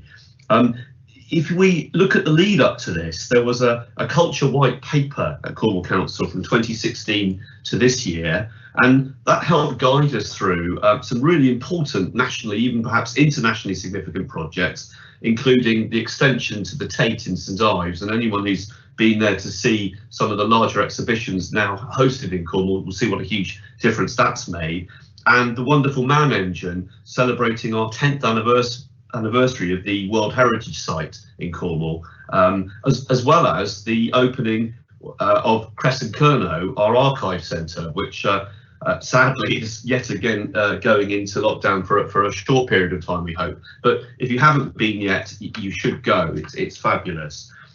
We've also unlocked a huge amount of investment, and I want to pay tribute to the staff, the small number of staff who work in this team at Cornwall Council. This is what they've helped to unlock in recent years. almost £5 million from Arts Council England to portfolio organisations in Cornwall in just 3 years. £100 million of investment from what was the Heritage Lottery Fund since 1994, and plenty of that in recent years. And also, in terms of the Cornish language, the UK government has put £150,000 per annum over 5 years into this. So, and there's other millions. So we have an exceptionally productive team of people within economic development working on this. Long may it continue, but we're ambitious. This isn't enough yet. This manifesto sets out our ambitions, and we will, if we can, build upon them and do even more in the future. Thank you. Thank you, Councillor Dwelly. Councillor Nolan, please. Thank you, Leader. Very happy to second this. One of the impressive things about our creative industries is that there's nothing elite about them. They're there for everyone. You know, we remember the man engine, which I think we might have had vague concerns about when it was first mooted to us. But what we saw were enthusiastic crowds of over 10,000 people, even in the drizzle, out enjoying these free, which I call them performances, free events. The Man Engine paraded through Cornwall. Most of us been to the Minack Theatre, as famous as the Sydney Opera House, but resolutely Cornish and accessible to us all. And I remember being in the Hall for Cornwall with 900 school children enjoying a free interactive session with a full orchestra, introducing our young people to the magic of theatre and music. So I'm very happy to support our creative industries. Thank you, Peter. Thank you, Councillor Nolan. Sorry, just thinking that Councillor Dwelly didn't read out the recommendations, but I'll ask Tim to do that when he sums up. So, Councillor Hawkins. Sorry, Leader, I did at the beginning. Oh, did you? Sorry, I was expecting them at the end. So that's great. Thank you very much. Thank you for that confirmation. Councillor Hawkins, please. Thank you, Leader. I'm just going to say really quickly that I'm proud of us doing this today. I think it's brave to hold on to creativity and culture at this time. I think the drama, literature, comedy, the arts in all shapes have supported many through the first lockdown, and I've no doubt they will do so over the next month. There's strong evidence that culture plays a part in high street regeneration, and you've heard me talk before about our partnership between arts and health and how important that is. So happy to support. Thank you, Councillor Hawkins. From the wider membership, anyone else from Cabinet? Councillor Jordan, I'm not sure if that was a late cross from the last item or a quick cross on this one. Would you like to come in on this one, Councillor Jordan? Yeah, it's a cross on this one. Item 6.2. As part of the actions of the Creative Manifesto, we undertake a review of the investment of the Cornwall Council's Cornwall Culture Review Grant needs to support the recommissioning of the programme from 2022 onwards. Currently, this is an investment of 1.6 million over 3 years. 19 clients across Cornwall, including the Acorn Theatre in Penzance, the Charles Coultley Trust in Nansen, and the Sturts Theatre in Wheel Martin. Great, I support totally. I knew Charles Coultley very, very well, met him on many, many occasions. Such a wonderful guy, and I support it. What concerns me, and I think a lot of people, is the 1.6 million pound that's mentioned. If that is not enough and it needs to go up in the future, will it come back to Cabinet? Will it come back to Council and not just added on so that it's just, you know, it disappears in the future? I think people want to know what's going on and where their money is being spent. Totally support it. I support the arts, but I think that people need to know what the money has been spent on. Thank you. Absolutely, thank you. So no one else has indicated. I'm just going to speak for a moment to give people the opportunity. If not, then Councillor Dwelly, if you would like to respond to Councillor Jordan, please, and then we'll move to the vote. Yes, thank you, Leader. And as I say, I did read out the recommendations. Yeah, Councillor Jordan, I completely thank you for your support for this. As you know, that's over 3 years. I think you will know, hopefully, that we aren't able to just simply up spending without full consultation, member involvement, and I'm unaware of any such plan, and I can give this assurance that that will of course be subject to democratic scrutiny and the relevant votes at Cabinet and if necessary full Council. Thank you. Thank you. So before we move to the vote, I think many colleagues, commentators would be surprised if I didn't have something to say on promoting Cornish culture, promoting culture in Cornwall, and all of the fantastic creativity that's going along. So I am going to take the chairman's prerogative of saying a few words at this point, and I'm tremendously pleased that we are passing, as I expect the vote to be, but we'll find out in a moment, the Manifesto Iwenik Kerno strategy today, complementing the Cornwall we want. We are one of the UK's leading creative regions, urban or rural, and this is testament not only to long-term public investment, but also to the tenacity and creativity of individuals, as Councillor Dwelly said, of the team within Cornwall Council, past and present, but also across our community as well. Tempting to name names, but always difficult in terms of potentially forgetting someone, so I won't do that. But the individuals, organisations and businesses and institutions, I want to take this opportunity to warmly thank them all. Also key to our success is partnership, and I believe that we've built a really strong, enduring partnership across all of the key funding bodies. On behalf of Cornwall, my sincere thanks to all of you. I played a very small role in the formation of the Arts Council's new strategy, Let's Create, and I'm pleased to see how this and the manifesto complement one another, which gives me even more confidence that through the Memorandum of Understanding, we will deliver both. We will deliver both the Arts Council strategy and the manifesto in Cornwall over the next 5 years. Part of our evolution will be a stronger voice for practitioners, and I welcome this. If anyone is in any doubt about the socio-economic and the health and wellbeing benefits of investment in culture and creativity, then this strategy should help. But also, please do read Darren Henley's The Arts Dividend Revisited, Why Investment in Culture Pays. If you should have any doubt, you shouldn't, because you should have experienced the power of creativity to get us through the pandemic in your own life. If you need to, then please visit Feast at feastcornwall.org to see projects that have been happening in your community and indeed across the whole of Cornwall through the Reignition programme. I could go on at much longer length, but I won't. In return for not doing that, I ask you to please read the manifesto, to think about how you can use it to take your community and Cornwall forward. So the recommendations have been proposed, seconded. Democratic Services Officer, if we can move to the vote, please. Thank you, Leader. Please confirm whether you all vote for, against or abstain from the proposal. Councillor Jeff Brown. For. Councillor Tim Dwelly. For. Councillor Mike Easthorne-Gibbons. For. Councillor Julian German. For.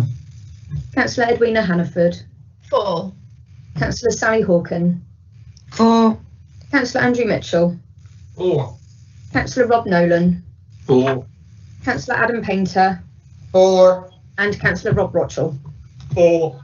Thank you, everyone. I confirm that all voted unanimously for the recommendations. Thank you, Leader. Thank you, Louise. The next item then on the agenda, item number 9, Hale Growth Area and Logginsmoor Junction Improvement Projects, Part 1.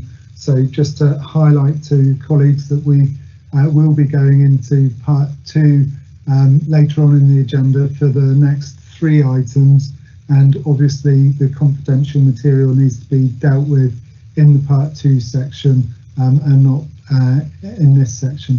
Councillor Dwelly to propose, please. Yes, thank you, Leader. I'm going to just quickly speak to this and then read the recommendations afterwards, so I can clarify what the big picture is here with this particular item on the agenda. So this is a growth area in Hale, lots of new homes there which are much needed, and it's linked to an upgrade to the Loggins Moor junction, which many of you will have been past. So there are two linked projects here. It's the money that we're going to get, we hope, from the Housing Infrastructure Fund, which is £12.9 million from government to help us upgrade that junction to cope with and support the delivery of a large number of new homes, around 1,250 homes, with, we hope, the usual proportion of affordable homes within that. And that will also include within that growth area employment space, a primary school, public open space, and various services and facilities. So the two things are connected. Now the grant funding, that money for the infrastructure around the roundabout effectively, it is reliant upon the delivery of housing. So we can't access that money unless we are able to deliver housing. So I want to just return to points made by the various questions earlier in this meeting and stress again that it is really important that we are understood to not be seeking to use CPO. That is very much a last resort, but CPO is a requirement of Homes England as a last resort, so they can have the understanding that their money on this junction is going to actually deliver the homes. That's why we have to act in this way. But what I also want to say, and we will come back to this with Landgarth, is that Cornwall Council can actively play a part in master planning and in new communities or parts of extensions of communities. We can do this working with landowners, and we can either sometimes be the developer ourselves, buying land and making sure it comes forward, or we can work in partnership with them. And we want to do both. We're not obsessed with always being the developer, but equally we know we can be and we will be if we have to be. But what we really want is a partnership agreement to bring forward land and make things happen. And as you all know, government currently is looking towards expecting us to deliver even more homes each year than we currently do, which we think is not acceptable and is going too far. But certainly we can't possibly be in a situation at the moment where we don't deliver the homes in our local plan numbers and the allocated sites. So this is a proactive approach, and it involves trying to improve wherever possible a coordination between pieces of land in terms of the quality of design and the infrastructure and the services that go with it. If we were to just leave this entirely to sites and developers, each and every site would be utterly unrelated to each other in some cases, and we think we can do better in this case for. So that's my overall notes. I'm happy to take questions on that. We obviously need to go to part 2 later in the meeting, but I will now, please forgive me, this will take me a while, but I'm going to read to you the full recommendations, which are, for those with a full copy, on page 180. So the recommendations are as follows. Hale Growth Area. That authority be delegated to the Strategic Director for Economic Growth and Development in consultation with the portfolio holder for Culture, Economy and Planning, the Monitoring Officer and the Section 151 Officer. 2. A. Secure control by agreement or acquire land and rights needed to implement the delivery of the Hale Growth Area as set out within this report and the associated exempt report. And B. In the event that control by agreement has not been secured, or all require land and rights needed to implement the Hale Growth Area have either not been acquired within a timescale necessary to facilitate the Council's programme, to take all necessary steps to prepare for the making of a compulsory purchase order using powers under Section 226 of the Town and Country Planning Act 1990 to prepare and present a further report to Cabinet, I emphasise that, to enable Cabinet to consider and approve the case for making a compulsory purchase order in respect of any of the said required land and rights, with a view to any such compulsory purchase order being made and submitted to the Secretary of State for confirmation as soon as possible after Cabinet's decision to make the order. Further recommendations are set out in part 2 of this report. Secondly, Loggins-Moor A30 junction improvements, that authority be delegated to the Strategic Director for Economic Growth and Development in consultation with the portfolio holder for Culture, Economy and Planning, the monitoring officer and the Section 151 officer to A, secure a control by agreement or acquire all land and rights needed to implement the delivery of the Loggins-Moor A30 junction improvements as set out within this report, and B, in the event that control by agreement has not been secured or all required land and rights needed to implement the Loggins-Moor junction improvement project have either not been acquired within the timescale necessary to facilitate the council's programme, to take all necessary steps to prepare for the making of a compulsory purchase order using powers sections 239, 240, 246, 249, 250 and 260 of the Highways Act 1980 and the Acquisition of Land Act 1981 to prepare and present a further report to Cabinet to enable Cabinet to consider and approve the case for making a compulsory purchase order in respect of any of the said required land and rights, with a view to any such compulsory purchase order being made and submitted to the Secretary of State for confirmation as soon as possible after Cabinet's decision to make the order. And recommendation to Council 3, that the capital programme is increased by 12.86 million to reflect the housing infrastructure funding that the council has been successful in bidding for to deliver capacity improvements to the Loggins-Moor A30 junction.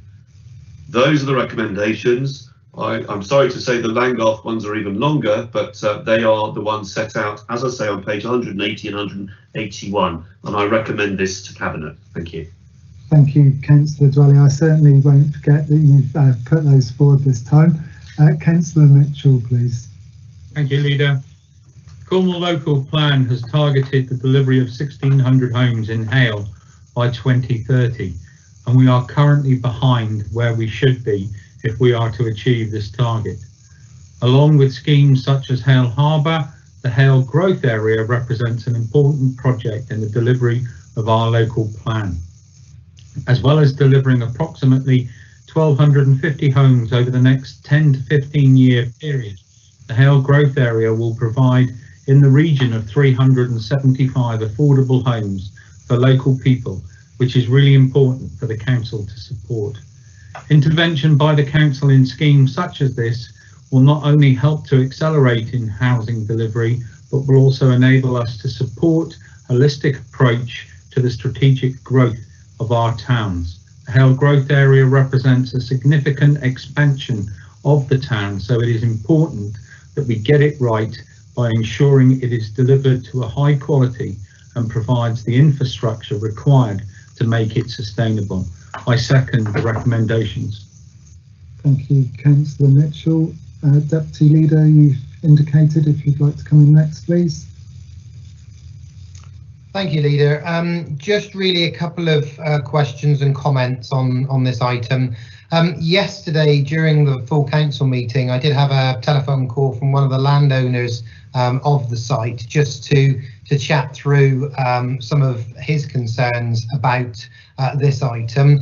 I think the thoughts of CPO, as has been stated, and obviously we had a number of questions at the beginning of the meeting which Councillor Dwelly addressed, and I did also say the same, that you know, in my time as a councillor, I don't think CPO powers have been used at all that I can remember. If they have, it's been very, very sparingly. It is very much a last resort, but something which the council wants to sort of keep up its sleeve.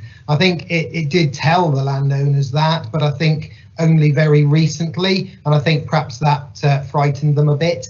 I think, you know, certainly speaking to this landowner, and clearly he speaks to his neighbours, you know, there is a reality that you know, this land has been set aside for development. They realise that. You know, clearly, you know, some are obviously all in different positions. You know, we'll see that there are quite a number of different landowners, but I think it's important that the council continues to work positively with those landowners to try to address the concerns so that we can bring forward a really good quality development. I think that's what we're trying to do, both with this and with Langgarth, is not end up with very poor development by some of our large national house builders that really don't do a good service for Cornwall. And you know, unfortunately, you know, we're seeing that around many of our towns at the moment, where you know, applications have gone through largely because of national you know, planning pushing it through and pushing for more housing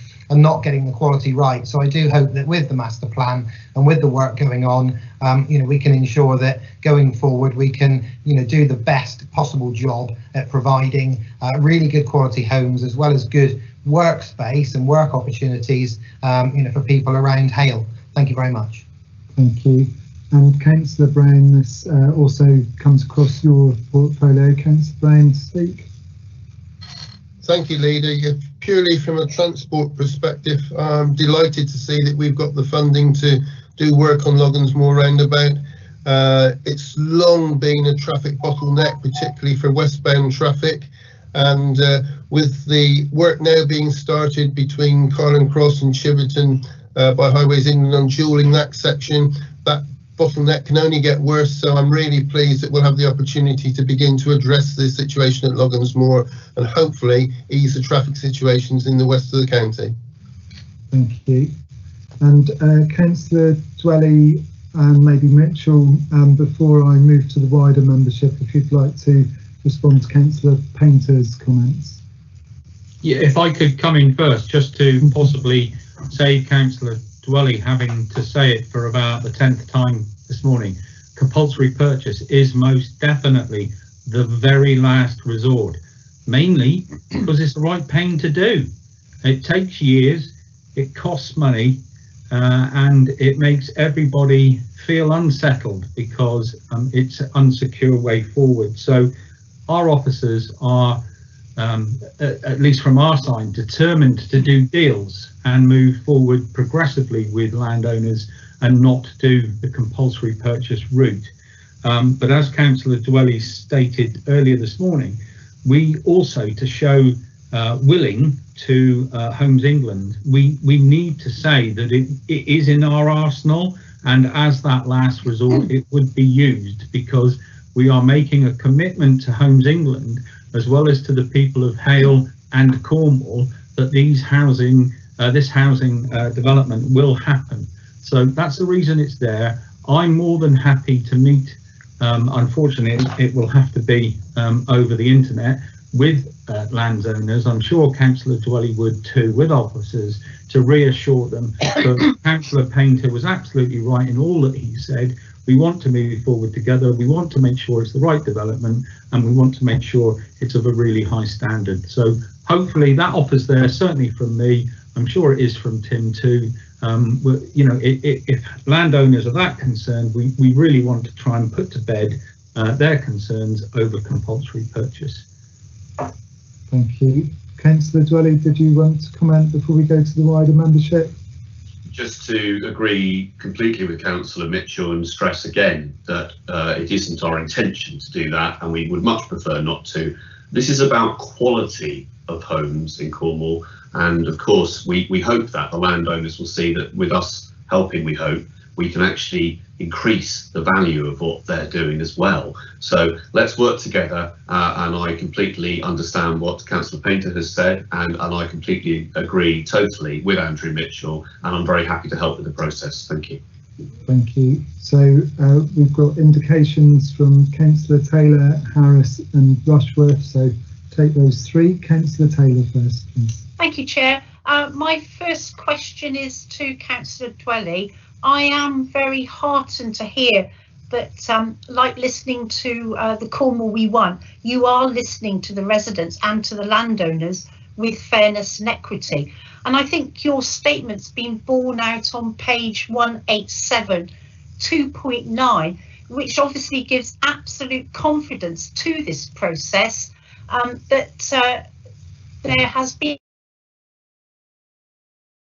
and it's moved into discussions over the extent of the land required and to enable acquisition by agreement. I don't see anything there now that indicates that compulsory purchase order is the route you have to take, with that very strong statement in 2.19. Thank you. Thank you. Councillor Harris, please. Thank you, Leader. I still have a couple of simple questions, but I've got more questions in part 2. In both recommendations 1B and 2B, it talks about land being acquired within a timescale necessary to facilitate the council's programme. So this is question 1. What is the timescale necessary? And I'm not quite sure what the council's programme is as referred to there. Then a separate question, in paragraph 1.10, it says, recommendation 3 will give the project team the ability to agree and form conditional contracts for land acquisition. But from what I can see, recommendation 3 is nothing about that. So is there something gone wrong there? So there's 2 separate questions, thank you. Thank you, Councillor Harris. And Councillor Rushworth, please. Thank you, Leader. And first of all, as the shadow councillor for housing, I'm very pleased that the Loggins Road junction is going to be improved, not only to deliver more housing, but also to improve the lives of everybody who lives in that area, and be in preparation for the completion of the dualling of the A30. However, does the new policy adopted last week by Cornwall Council, due to the Section 106 obligations being imposed, render the growth area unviable? If the council are unable to agree a deal, and the timescale that Councillor Mitchell said about having to go down the compulsory purchase route, if that's the case, won't this affect the ability to hit our housing targets over the next few years? Thank you. Thank you, Councillor Rushworth. So if I come to you first, Councillor Dwelly, to respond to those. Yes, thank you. So here we have it. Thank you for those questions, very reasonable ones. On the one hand, we are under pressure not to move too fast on things, and on the other, we're having questions about how there might be delays. So you can see this is not an easy process, and I'm sure Councillors Taylor, Harris and Rushworth will understand we want the best to get the best balance of all of those things. If I go to Councillor Taylor first, well, I can only agree with you, Linda, that 2.19 proves that we are serious about negotiation, and we've already said that, and I think you've heard from Councillor Mitchell too. Excuse me. So there is no intention whatsoever to avoid proper negotiations, and that's our intent. We have to mention CPO. We're required to by your government's requirement. Now, that's not to be political about this, but this is why we have to mention this. Councillor Harris, the timescale, well, my understanding of that is to keep within the timescales of the local plan, but I'm going to treble check that, because I know you like detail, and I will get a written answer to you with precise details of what we mean by that timescale. And I'm really sorry, but I didn't quite understand your second question, Councillor Harris. Could you repeat it? It was about the capital programme, please. No, sorry, it says within the timescale necessary to facilitate the council's programme, and I wasn't quite sure to which programme you were referring there. Well, my understanding is that's the programme to deliver the local plan, but again, I will get that to you in writing. But sorry, the question I had, your last point was about recommendation 3 was the bit I didn't understand. Yeah, in paragraph 1.10, you say recommendation 3 will give the project team the ability to agree and form conditional contracts for land acquisition, etc., etc., etc. But I read recommendation 3, and it doesn't seem to tie up with what that says.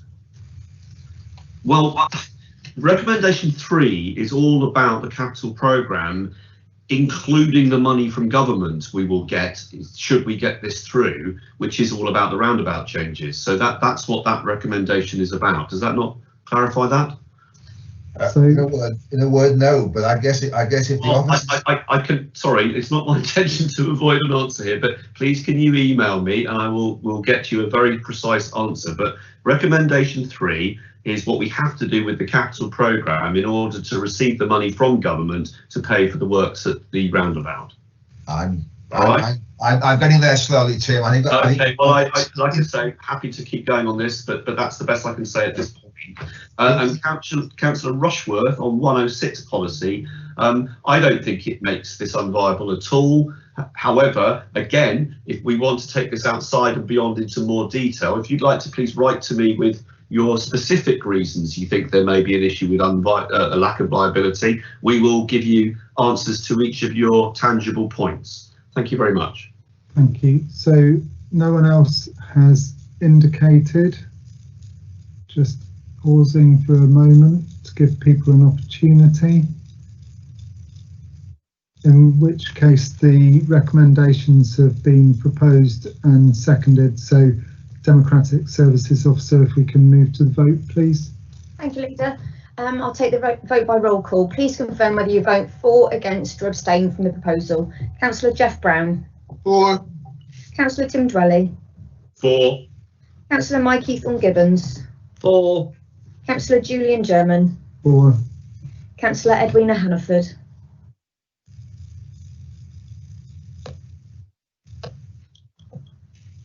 Councillor Hannaford?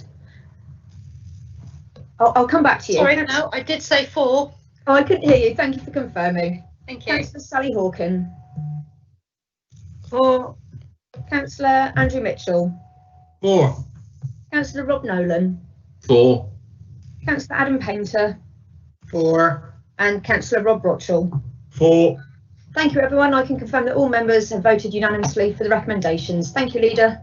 Thank you, Louise. In which case we'll take a comfort break until 12:15, so 10 minutes, colleagues, for a comfort break, and we'll reconvene at 12:15.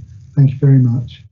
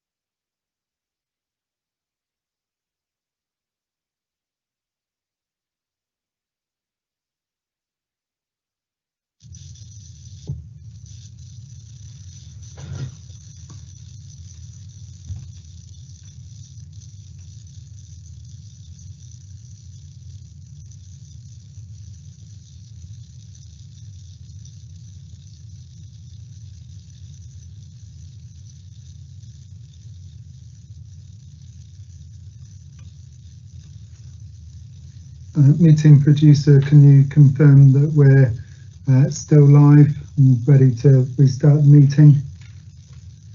Yes, Chairman, we're still live. Thank you. Thank you very much. So, colleagues, we're at agenda item number 10, Langgarth Garden Village Programme Continuity, 3 milestone community projects and future acquisitions and disposals. Again, this is a part 1 report, so colleagues, please refrain from any confidential items which we can discuss in the later part 2 report. So, Councillor Dwelly to propose, please. Councillor Dwelly.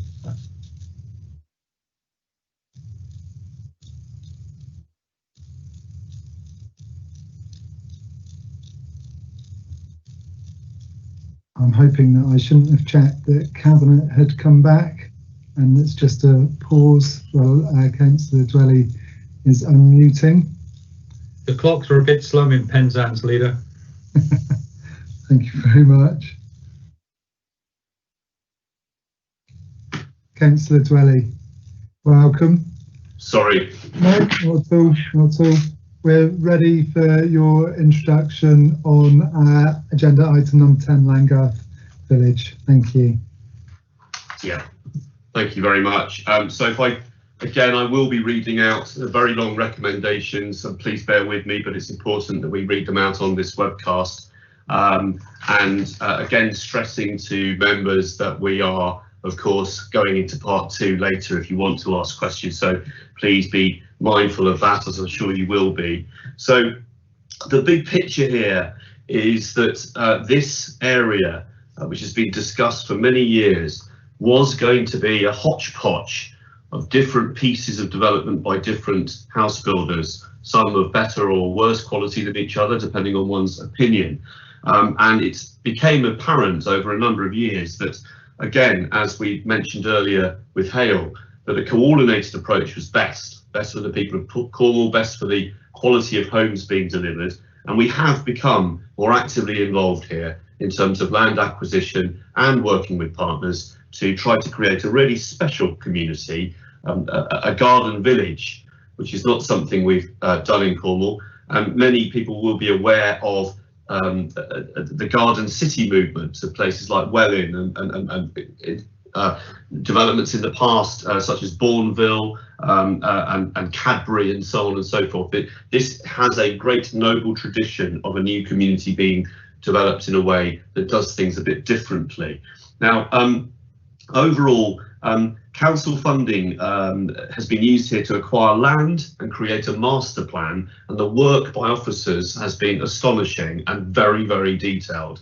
And what we've got here was a bid made to government for £47 million worth of funding for a new road, which is of course going ahead. The scale of what we're talking about today is if we go back to January 2019, 3 sites were procured, and that totaled 120 acres of land on this site. The master planning environmental impact assessment is complete, and it's prepared now for a hybrid planning submission for 635 acres. The detailed design for the Northern Access Road also completed, and that's forming part of the planning submission. The planning application for the interim link road has been completed. Contracts have been awarded and work has commenced on site. And the status of Garden Village status has been awarded with access to further funding. So by going this way, we've brought more money and investment into Cornwall to do this better.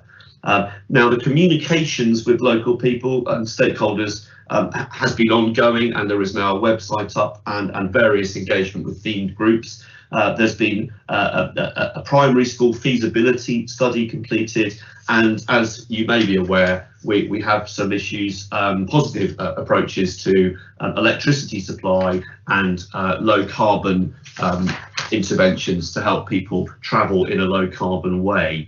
The report here focuses on the endorsement by Cabinet of this master plan for Langgarth Garden Village, alongside the approval of the process to identify the stewardship of Langgarth in the future. And if I could briefly talk to that, I'm going to be suggesting a very small change to the recommendations to reflect understandable concerns from Kenwyn Parish and Truro City Council, who are keen, I believe, to understand that what we mean by stewardship. What we mean is not, I stress this, overriding local authority functions. Absolutely not. It is, as in the tradition of other garden villages and garden cities in the past, it's about adding to those functions, complementing them and working with them. And we are fully committed to talking to all those partners. So for those who've expressed concerns about this, you have my pledge that we will look to do this in a way that you are happy with. But I have to take the view at this point that purely saying a small parish council can cope with all of the aspects of running such a huge development as this in a Cornish context, it's not something we can reasonably expect to be done just like that. There has to be additional resource, additional help. So for me, this is a partnership. Now, the Part 2 report will deal primarily with the detail, and we will come to that. But it is, as I say, commercially sensitive. Now, Langgarth is something I inherited as a cabinet member. I've only been doing that for around 6 months. So I will, if asked details that are beyond my background on this site, I will ask officers to help me, and I'd be delighted to get written answers to anything I can't personally answer. But I am delighted to see such a proactive approach to quality planning of a new neighbourhood here. And certainly as a council who's been around now for almost 8 years, this is a huge step forward for us all and for the people in this area compared to when I first became a councillor in 2013, when it really was an unconnected series of sites with people trying to get better land value. So that's my outline on this. I'll be happy to answer questions. And if you bear with me as I turn to the appropriate page for the recommendations, which is 205, and please hold on tight as I read these. I'm sorry they're so long. Right. So recommendation 1 is that the principles and proposals for Langgarth Garden Village as summarised in Appendix 1 to this report are endorsed. Recommendation 2, and this will include the brackets, this will include the extra bit I mentioned, if you bear with me, that the findings of the strategic outline case for a stewardship model at Langgarth Garden Village be endorsed, and the progression towards an outline business case as set out in Appendix 2 to the report be approved, adding, comma, in compliance with Cornwall Council's localism strategy. I'm sure we'll come back to that later. Recommendation 3, that the following recommendations for projects within 3 Milestone be approved. A, commitment of expenditure of up to £617,000 on a community centre, or community centre improvements, from the approved capital programme as set out in Appendix 3 to the report. B, commitment of expenditure of up to 1.744.58 million on playing pitches to be funded from Section 106 commitments from the Langgarth Garden Village planning application and other planning applications in the locality, alongside other funding sources as set out in Appendix 4, and subject to Community Infrastructure Levy, SIL, Regulation 122 compliance, and subject to the funding having been secured and the capital programme being duly uplifted. C, commitment of expenditure of up to £2,831,764 on public realm improvements in the village centre to be funded from Section 106 commitments from the Langgarth Garden Village planning application and other planning applications in the locality, alongside other funding sources as set out in Appendix 6 to the report, and subject to SIL Regulation 122 compliance, and subject to the funding having been secured and the capital programme being duly uplifted. Recommendation 4, that the commitment of expenditure of up to 11.947 million for the delivery of the first Langgarth Garden Village primary school, as set out in Appendix 6 to the report, from the approved capital programme be approved. 5, bear with me, that the commitment of expenditure of up to 6.93 million for the delivery of the energy centre and related agreements for power distribution at Langgarth Garden Village, as set out in Appendix 7 to the report, from the approved capital programme be approved. 6. That the commitment of expenditure towards any necessary planning and infrastructure related contributions or commitments arising from the planning applications for Langgarth Garden Village from the approved capital programme be approved. 7. That authority be delegated, it says deleted, I think it means delegated, to the Strategic Director for Economic Growth and Development in consultation with the portfolio holder for homes, the portfolio holder for culture, economy and planning, the monitoring officer and section 151 officer to A, continue efforts to acquire by agreement all land and rights needed to implement the Northern Access Road and any other development or infrastructure required to facilitate the delivery of Langgarth Garden Village, and to concurrently take all necessary steps to prepare for the making of a compulsory purchase order, and B, in the event that all required land and rights needed to implement the Northern Access Roads and any other development or infrastructure required to facilitate the delivery of Langgarth Garden Village have not been acquired by agreement within a timescale necessary to facilitate the Council's programme, to prepare and present the report to Cabinet to enable Cabinet to consider and approve the case for making a compulsory purchase order in respect of any of the said required land and rights, with a view to any such compulsory purchase order being made and submitted to the Secretary of State for confirmation as soon as possible after Cabinet's decision to make the order. 8. That authority be delegated to the Strategic Director for Economic Growth and Development in consultation with the portfolio holder for homes, the portfolio holder for culture, economy and planning, the monitoring officer and the section 151 officer for acquisition of the land identified in the exempt report to be funded from the approved capital programme. 9. That authority be delegated to the Strategic Director for Economic Growth and Development in consultation with the portfolio holder for homes, the portfolio holder for culture, economy and planning, the monitoring officer and the section 151 officer to complete future acquisitions for parcels of land, interests and development agreements in or within close proximity of the Langgarth Garden Village boundary, or as may be required for key infrastructure or other necessary mitigations to facilitate delivery of the scheme to be funded from the approved capital programme.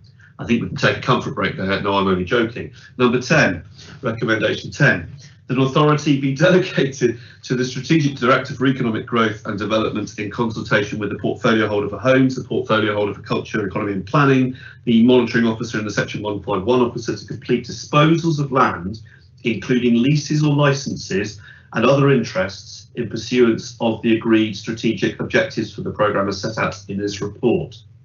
11. In respect of financing of the programme, A, that the capital receipts policy is waived and capital receipts generated from the disposal of land on the Langgarth development are ring-fenced for further development at Langgarth, and B, that the appropriate uplifts to the capital programme for both the ring-fenced capital receipts and new sources of external funding are reported as part of the Council's capital programme quarterly update process. 12. That authority be delegated to the Strategic Director for Economic Growth and Development in consultation with the portfolio holder for homes, the portfolio holder for culture, economy and planning, the monitoring officer and the section 151 officer to commit expenditure from the approved capital programme for the Langgarth Garden Village as required to deliver infrastructure in connection with the Langgarth Garden Village as set out in this report and the exempt report. Lastly, 13. That authority be delegated to the Strategic Director for Economic Growth and Development in consultation with the portfolio holder for homes, the portfolio holder for culture, economy and planning, the monitoring officer and the section 151 officer to take such steps as necessary to resolve any issues arising from or in connection with either the planning applications for Langgarth Garden Village and the transactions described in this and the exempt report funded from the approved capital programme, including the authority to enter into grant funding agreements linked to the approved capital spend in recommendations 3A, B and C and 6 above. Thank you. That's the longest piece of reading I've done in many years, but there we are. I hope that's clear. Thank you very much. Thank you, Councillor Dwelly, both comprehensive and clear. Thank you. and we'll obviously pick up on the typo. So Councillor Ethan Gibbons, please. Thank you, Leader. First of all, can I compliment Councillor Dwelly on what he had to say, reading out the stuff just now in terms of long recommendations. I'm sure he deserves a glass of water, if not something stronger. But if I can turn to more serious matters, I'm very pleased to second the recommendations before us today. It should be recognised that the development programme at a cost of some 160 million is a large, complex one, comprising not just over 3,500 houses, but also extra care and student accommodation, plus also significant community support facilities, as indicated in the recommendations, covering road, stadium, the school, church, community hall and energy centre. That's a significant complex programme to try and manage. And it's important at the same time to recognise that the vision of the programme and investment in community facilities is balanced by a proper and sustainable delivery strategy. The proposals before us today address all of this, from the vision of the master plan to the early business case for stewardship model, investment in the existing communities, and the key financial recommendations relating to acquisitions and disposals. As someone with a property development and property management background, and in my role as portfolio holder for customers, I take a keen interest in property and commercial matters and supporting people. I recognise that the delivery of the Langgarth programme requires us to balance commerciality and community needs. I'm confident there's a professional depth in the internal and external teams to advise us on these crucial issues, and I would compliment the officers for the superb work they've done to pull all this lot together. I would mention by name Adam Birchall for the work he's done here. I think it's been very helpful to have him behind the scenes. I'll say no more now, Leader, other than to formally second the recommendations before us. I'm very pleased I don't have to read those out as well. Thank you, Councillor Ethan Gibbons. A good team effort as ever. Councillor Hannaford, if you'd like to come in next, please. Yeah, You've muted Councillor Hannaford.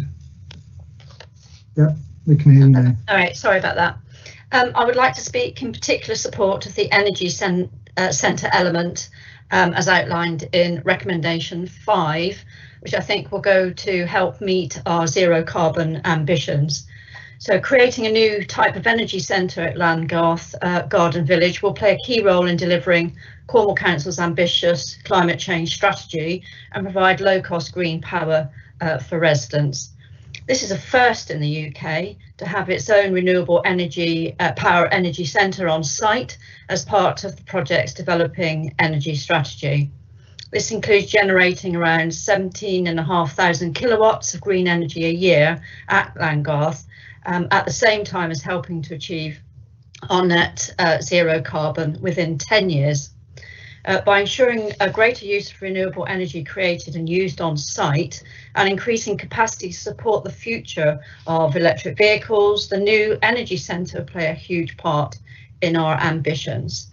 In keeping with the project's Green Garden Villages ethos, I'm pleased to see that wildflowers will be planted around the buildings to enhance biodiversity and provide a variety of natural landscape features, including a number of new trees and a Cornish hedge.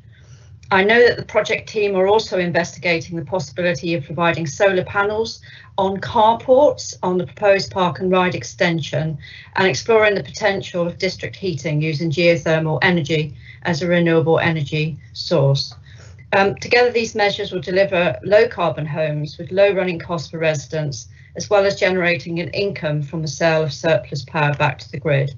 And secondly, I wanted to thank Councillor Dwelly for incorporating the reference to the localism strategy, which I'm about to sign off after 18 months worth of work in relation to the stewardship and the neighbourhood governance.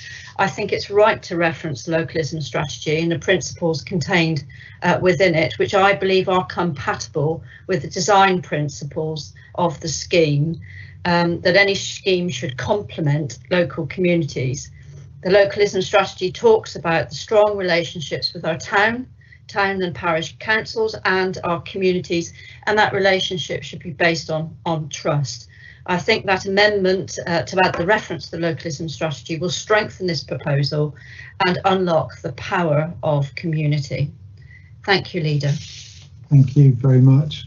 And so I've got 2 councillors that have indicated so far. So as before, if no one else has indicated by the time we get to the end of Councillor Tudor's question, I'll be drawing a line, and good to see that there's some more coming in. So I'll start with Councillor Mould, please. Good morning, Leader. Thank you very much. I was going to start off by saying I'm sure, but I'm going to hope that I'm not the only member who, despite my best endeavours, have found the amount of information in today's papers a lot to digest. The Langgarth development seems to be reaching multiple critical stages in its development. The land purchase with the possibility of compulsory purchase, the HIF funding, the Northern Access Road, its own power facility, and the Garden Village status. Given the huge commitment and the investment that is being made by the council, I wonder if I could ask if consideration could be given to preparing a wider briefing for members, so that we are better to understand the timetable, the event's timetable and possible risks. And I appreciate some of the information is commercially sensitive, but I do think members would benefit from a more comprehensive overview with longer time to ask questions. Thank you very much, Councillor Mould. Councillor Tudor, please.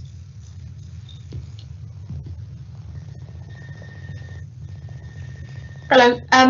I just wanted to talk on the recommendation as the councillor for 3 Milestone. So I'm happy for questions to go first and then come in at the end if you like. Or this is your opportunity, Councillor. Okay, I'll go for it then. I do find it bizarre actually that the councillor whose ward includes the Langgarth division isn't here to talk on these recommendations. So there you go.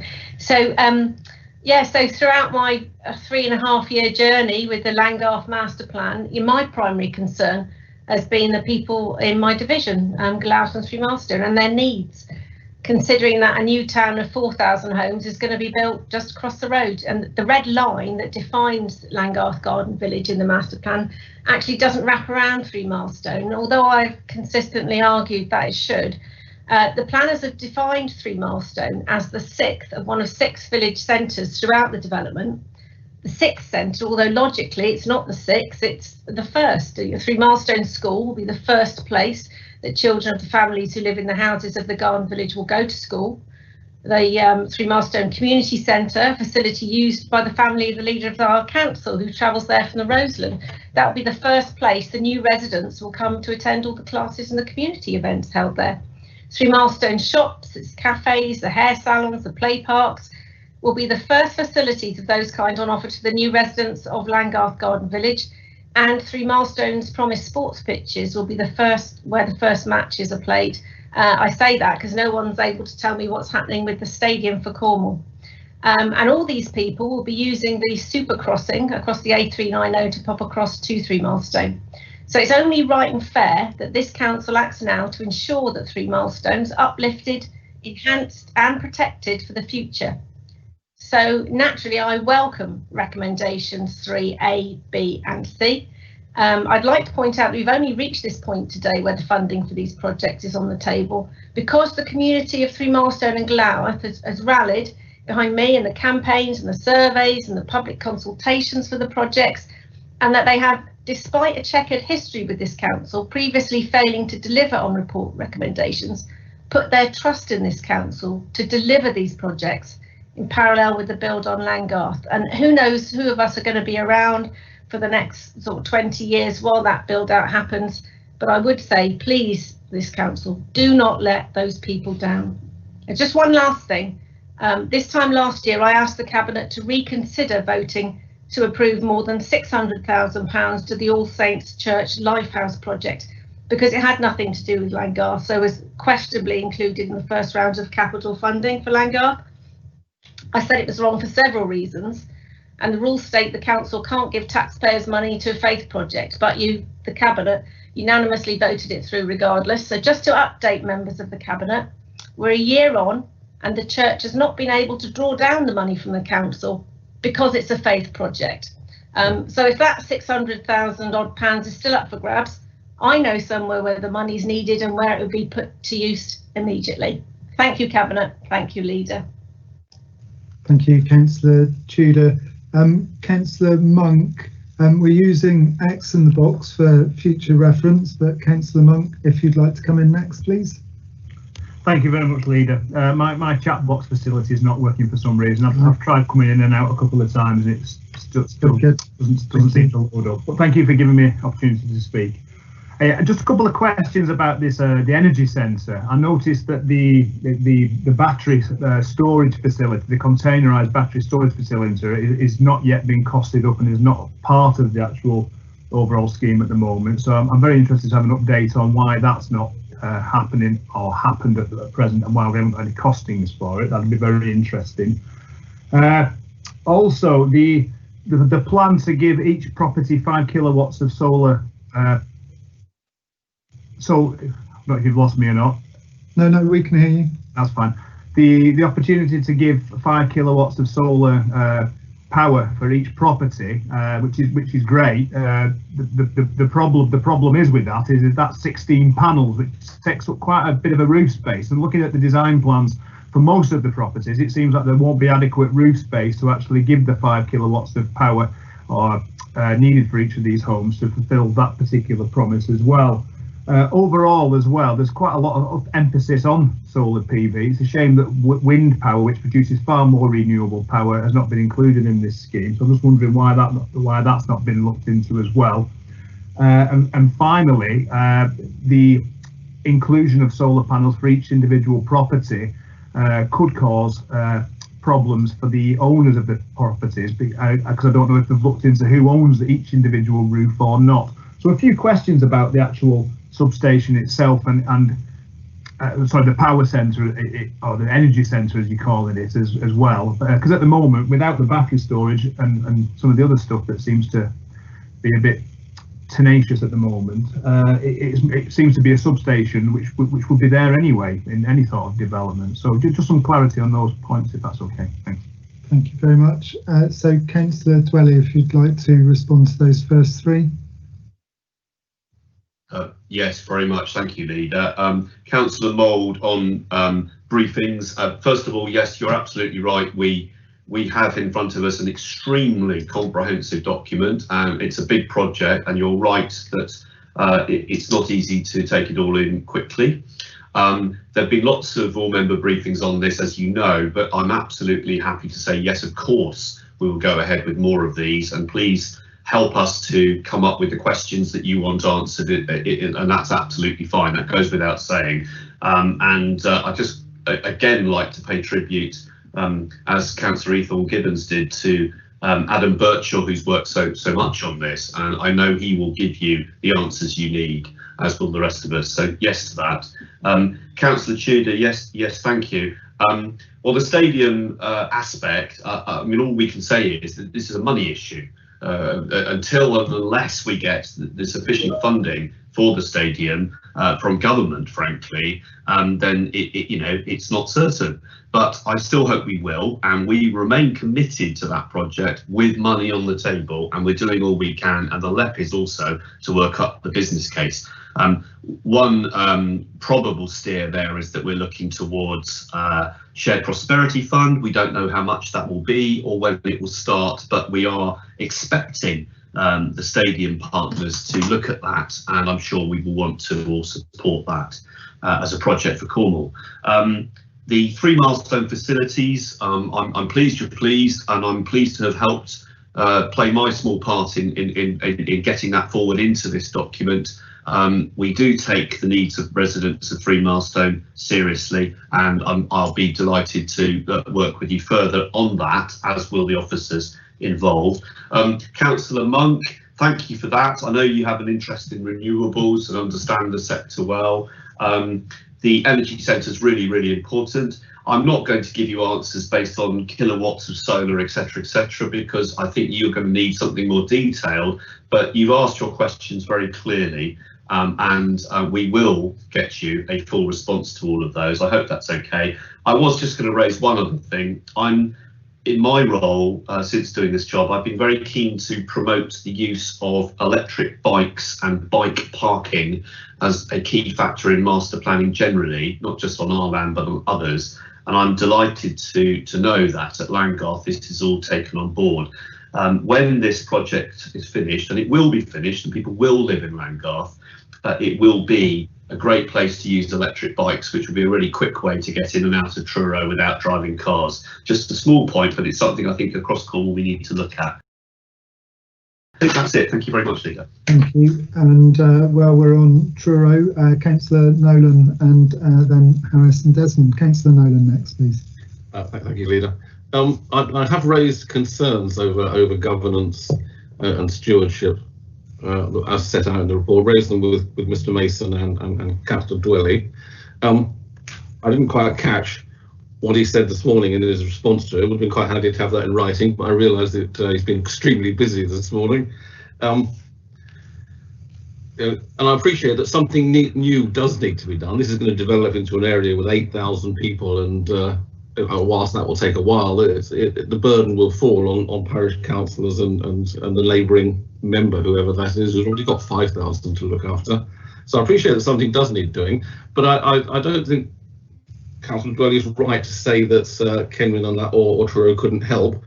They worked together on the Truro and Kenwyn neighbourhood plan, the biggest neighbourhood plan in the country at its time. They know Landgarth much better than they'd like to, and I think they'd be a good vehicle to help you out with this going forward.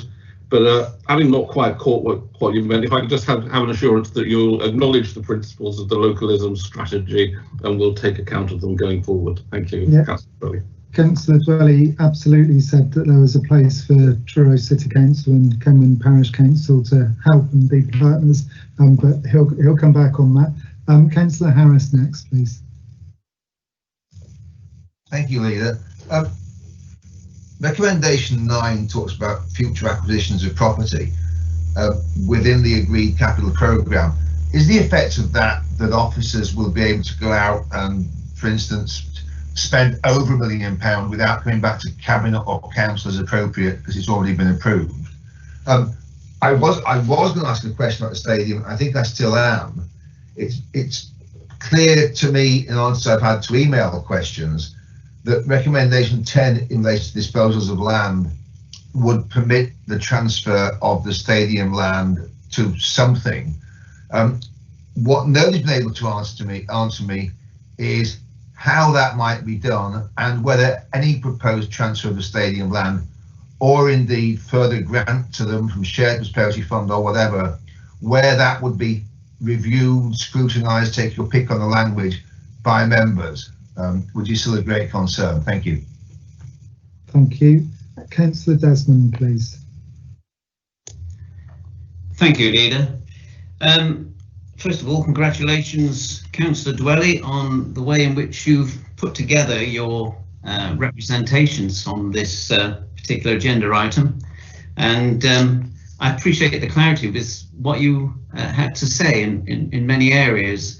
One of which relates to the master plan at page 243 in the papers, which refers to an environmental impact assessment being carried out in tandem with the master planning study. And you have kindly noted today that that has been completed. If it has been completed, it'd be really nice to see it. And I don't know if it's been published or it will be published. But on one issue in particular, I wanted to address, and that concerns flooding. You'll be aware of the flooding concerns expressed by Truro City Council, Kenwyn Parish, and through public consultations. And I personally have raised this issue of flooding on numerous occasions and been quite concerned about the implications of the Landgarth development downstream into Truro. There is a reference to a SUDS proposal for dealing with reduction of flooding within the master plan, but it doesn't provide any details. And I was unable to find any reference to the Environment Agency having had any consultations with them or any feedback from them on what might be proposed as a means of reducing the risk of flooding in the area. So we're about to make a huge investment at Langgarth, and as I see it, and please correct me if I'm wrong, that there is this huge risk of a problem with the Environment Agency's approvals process for the scheme as a whole.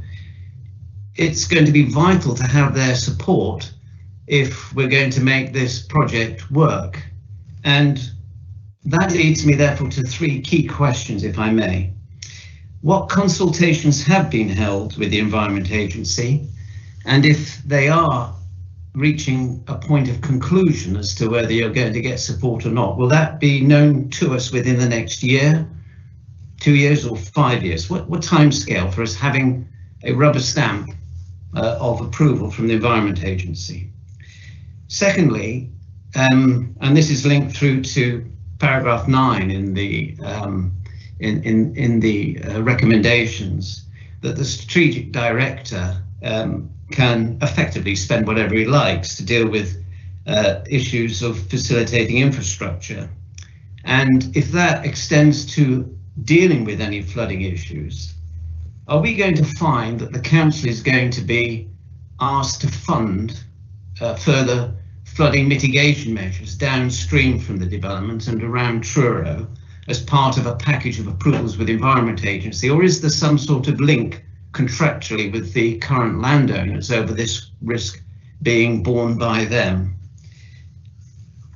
In all, what I'm trying to get at is, what is the programme for you actually going to be able to start to cut the turf and make sure that water flowing from that exercise doesn't end up in the river and the Environment Agency being upset? Thank you very much indeed. Thank you, Councillor Desmond. So I'll ask Councillor Dwelly to respond to those questions, and then we'll move on to the next ones. Councillor Dwelly, please. Yes, thank you for letting me answer those before we move on, because there's plenty to get through here. Thank you, Leader. Councillor Nolan, Rob, absolutely clear, I hope earlier, that there's no sense at all of not involving the parish and Truro City, quite the opposite. And I think you've heard that very clearly from me today, that the whole point of all this is to see who can do things best and to work together in partnership. And this will evolve, and it will be also down to Truro City and Kenwyn to look at, issues about boundaries, as some of us went through yesterday. So that hasn't been resolved yet. It's still to play for. There is no intention whatsoever of this authority, and I'm sure any authority, anyone running this administration, to override local government, obviously. So please don't worry about that.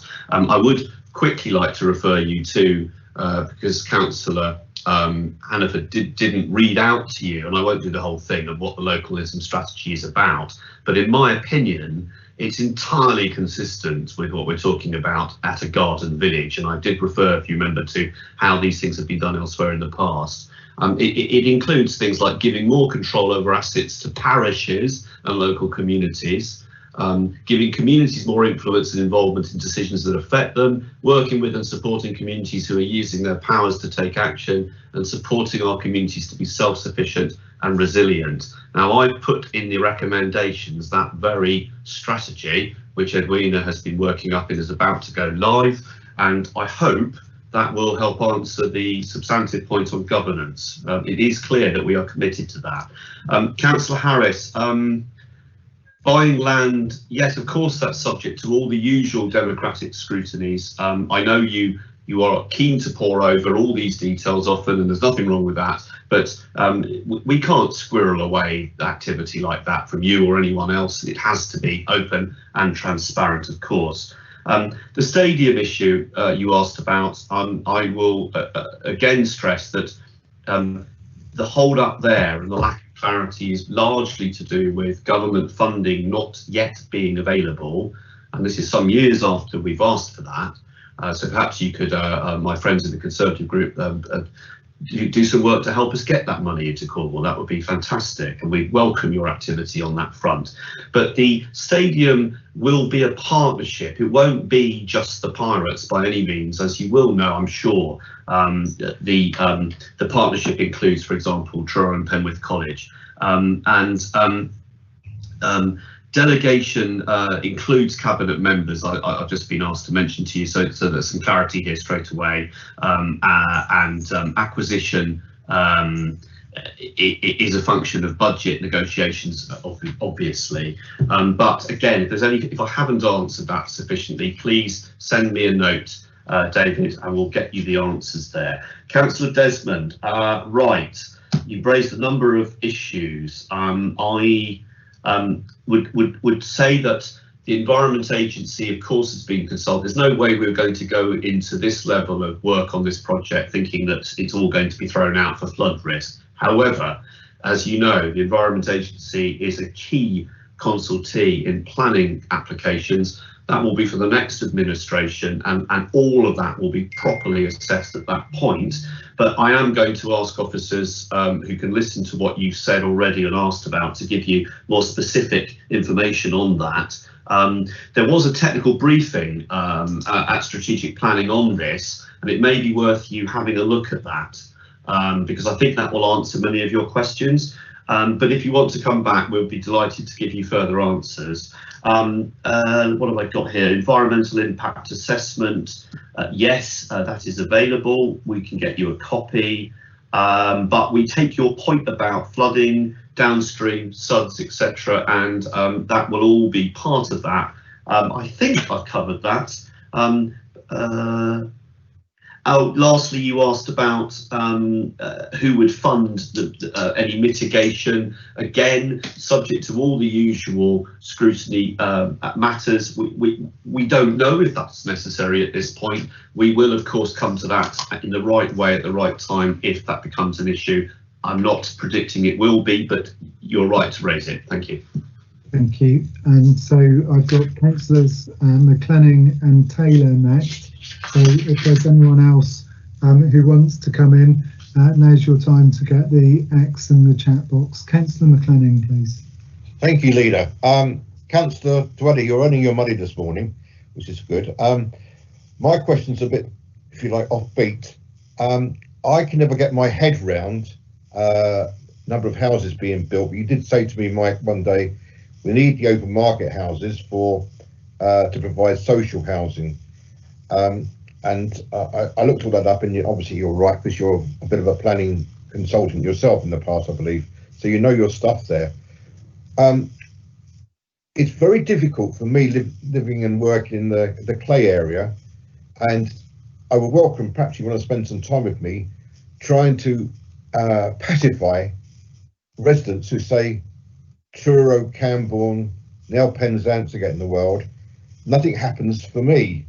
You know, I've got a Begston and Borough for road improvements. Is there advice you can give me, or do you want to make a visit in my area? Because we don't get any Cornwall housing as properties, because Andrew Mitchell knows that, and I work closely with Andrew. I've got to wait on Ocean to get their checkbook out or something like that. But I would welcome, for your experience and what you're doing up at Langarth, whether there's any way you can help the poor old Clay country, because we're not partisan hostile, and I don't really like that being quoted as a part of that. With regard to the stadium, being a sport fanatic, it's obviously down to two parties because the football club's dropped out. Do you think it's sustainable with just two, the school, the college and the rugby club? Thank you. Thank you, Councillor McLennan, and Councillor Taylor. Thank you, Chair. Obviously, my question's for Councillor Dwelly.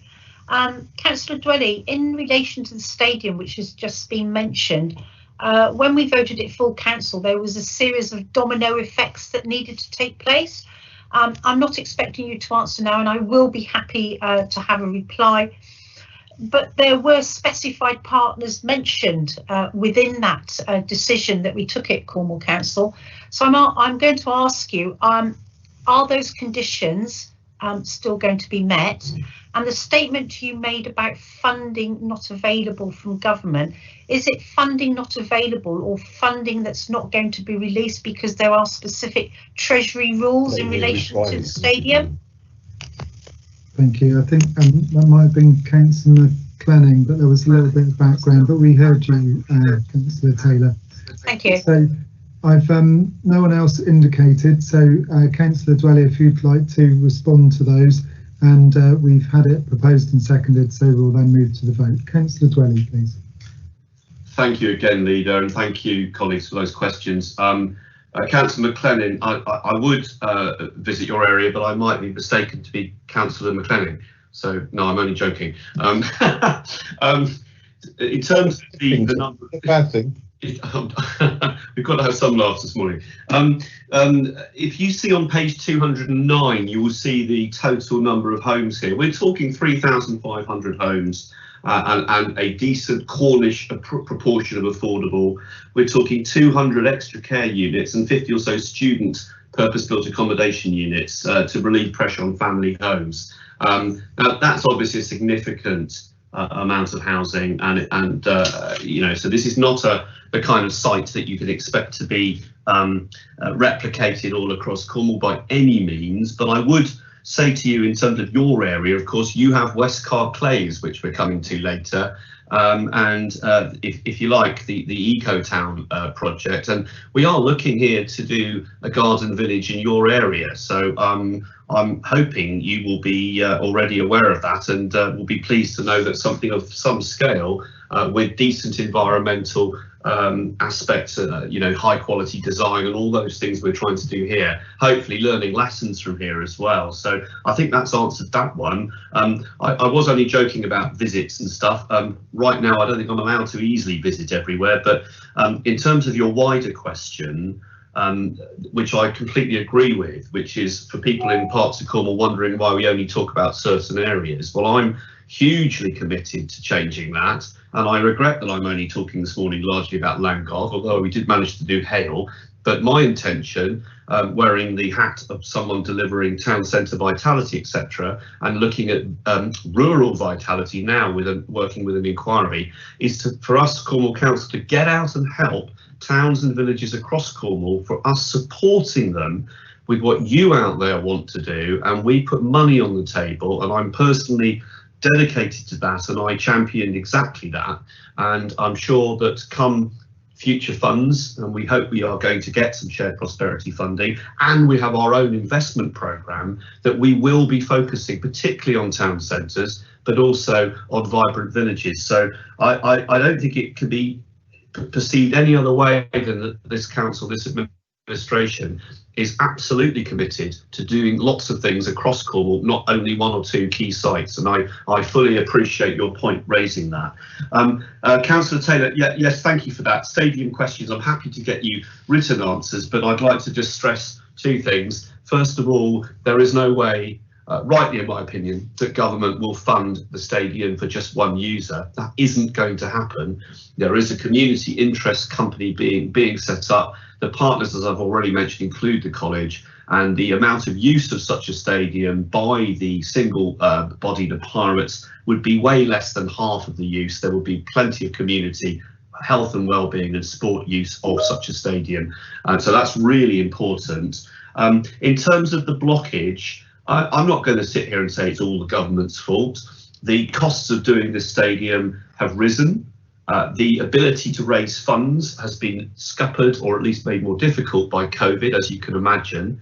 And we're in very uncertain times in terms of attendance at sports grounds, as we all know very well. But the government is certainly open to this, and it is not the case that the problem is that we haven't got everything presented. The issue primarily is that the costs are not what we originally envisaged, what the pirates and others originally envisaged. We have put our money on the table, and the LEP is now working up a business case, taking it to government with our full support, and we are completely behind this. And I do say this again, please lobby MPs and government to get behind this project, because I think it will be good for all of us. So I hope that's helpful. And if there's any more specific questions on that, very happy to answer in writing. Thank you, Councillor Dwelly. I responded to Councillor McLennan because he just wanted to respond, but Councillor Taylor has got a point of clarification. Yes. So Councillor Taylor, please.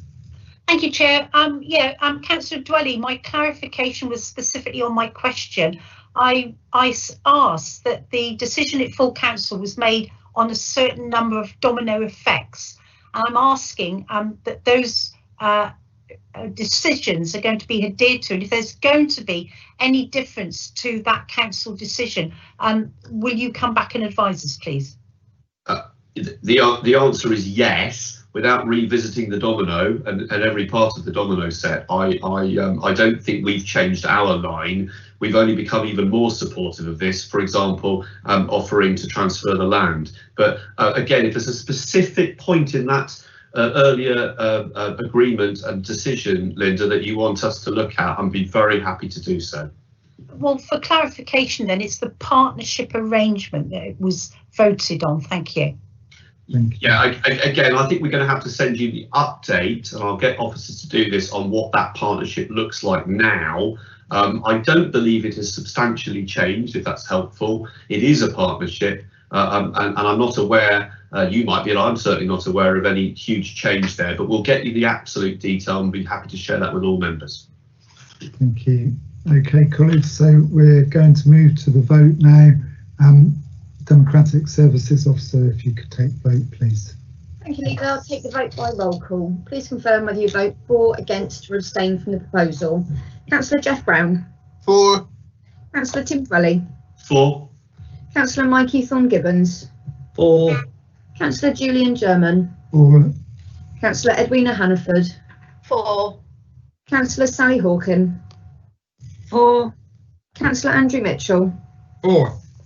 Councillor Rob Nolan. For. Councillor Adam Painter. For. And finally, Councillor Rob Rotchell. For.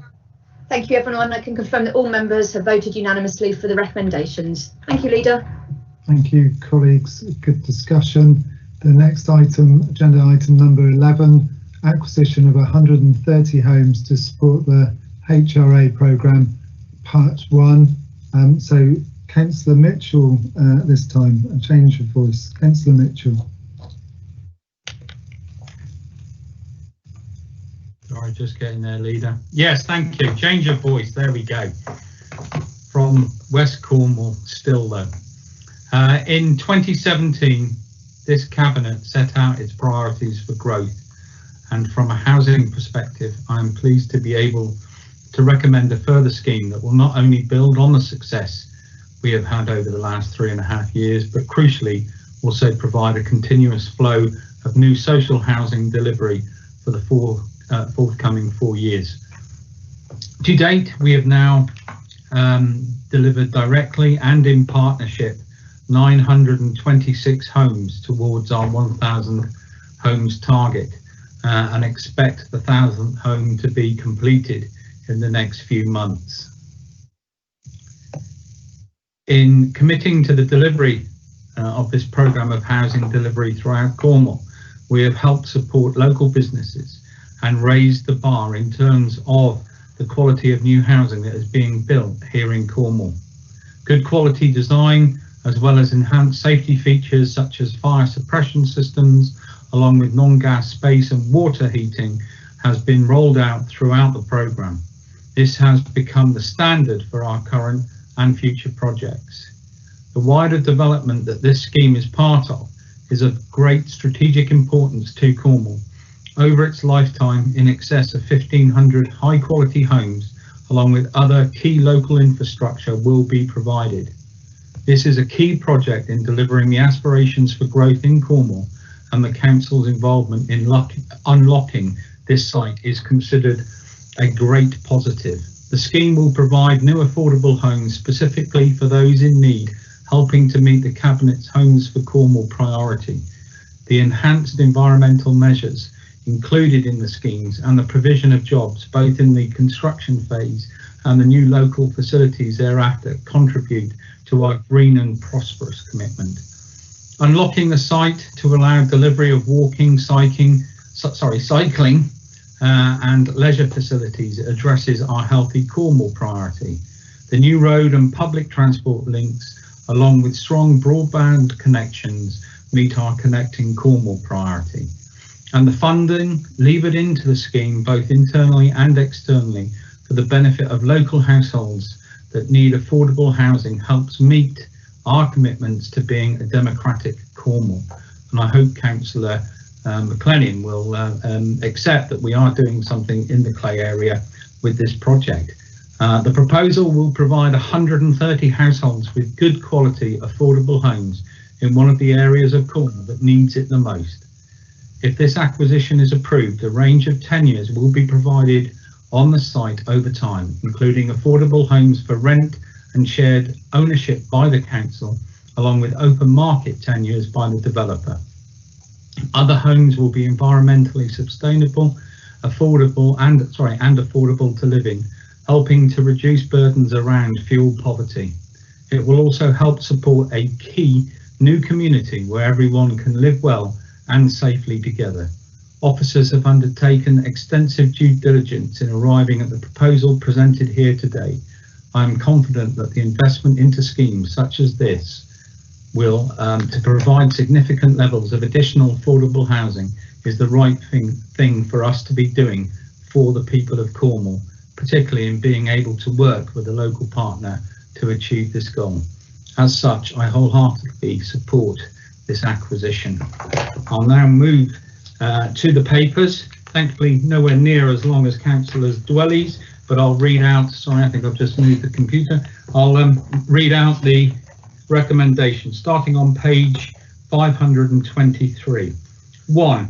That authority be delegated to the Strategic Director for Economic Growth and Development in consultation with the portfolio holder for homes, portfolio holder for culture, economy and planning, the Section 151 officer and monitoring officer to acquire 130 homes, brackets as described in the exempt part 2 report, close brackets, within the housing revenue account for delivery as affordable housing subject to satisfactory completion of all due diligence. 2. That authority be delegated to the Chief Operating Officer, Section 151 officer, to agree suitable contract terms for the acquisition of the units, including payment structures and detailed specification as necessary in consultation with commercial and legal services. And finally, 3, that authority be delegated to the Service Director for Housing to deploy appropriate affordable housing tenures for the acquired homes in consideration of external grant and internal housing revenue account funding that may be available, as well as the viability of individual subphases of housing delivery as the scheme progresses. Thank you, Leader. Thank you, Councillor Mitchell. Councillor Dwelly to second, please. Thank you, Leader. I think you all heard enough from me for one day, but I will briefly say that I completely support Andrew Mitchell, Councillor Mitchell on this. I would stress again the Garden Village aspect, stress again our shared commitment to affordable housing, and basically just ask you to please support this. Thank you. Thank you, Councillor Dwelly. So no other Cabinet members have indicated to come in. We've got Councillors Rushworth and Brain, so now's your moment to get your axe in the box. Councillor Rushworth, please. Thank you, Leader, and thank you, Andrew. And we fully support the delivery of affordable housing and using this as a way of kick-starting the start of the development in St Austell. However, just as a point of clarity, for a statement you made about the 1,000 houses, would you confirm that over half of those houses are houses that are using the council as the go-between, is money that the government has sent down through the Homes England to give us grants to affordable housing providers, and that the figures that we've done in this administration are no greater, and in fact possibly less for the first administration than has been achieved over the last 10-12 years. Thank you. Thank you. Councillor Brain, please.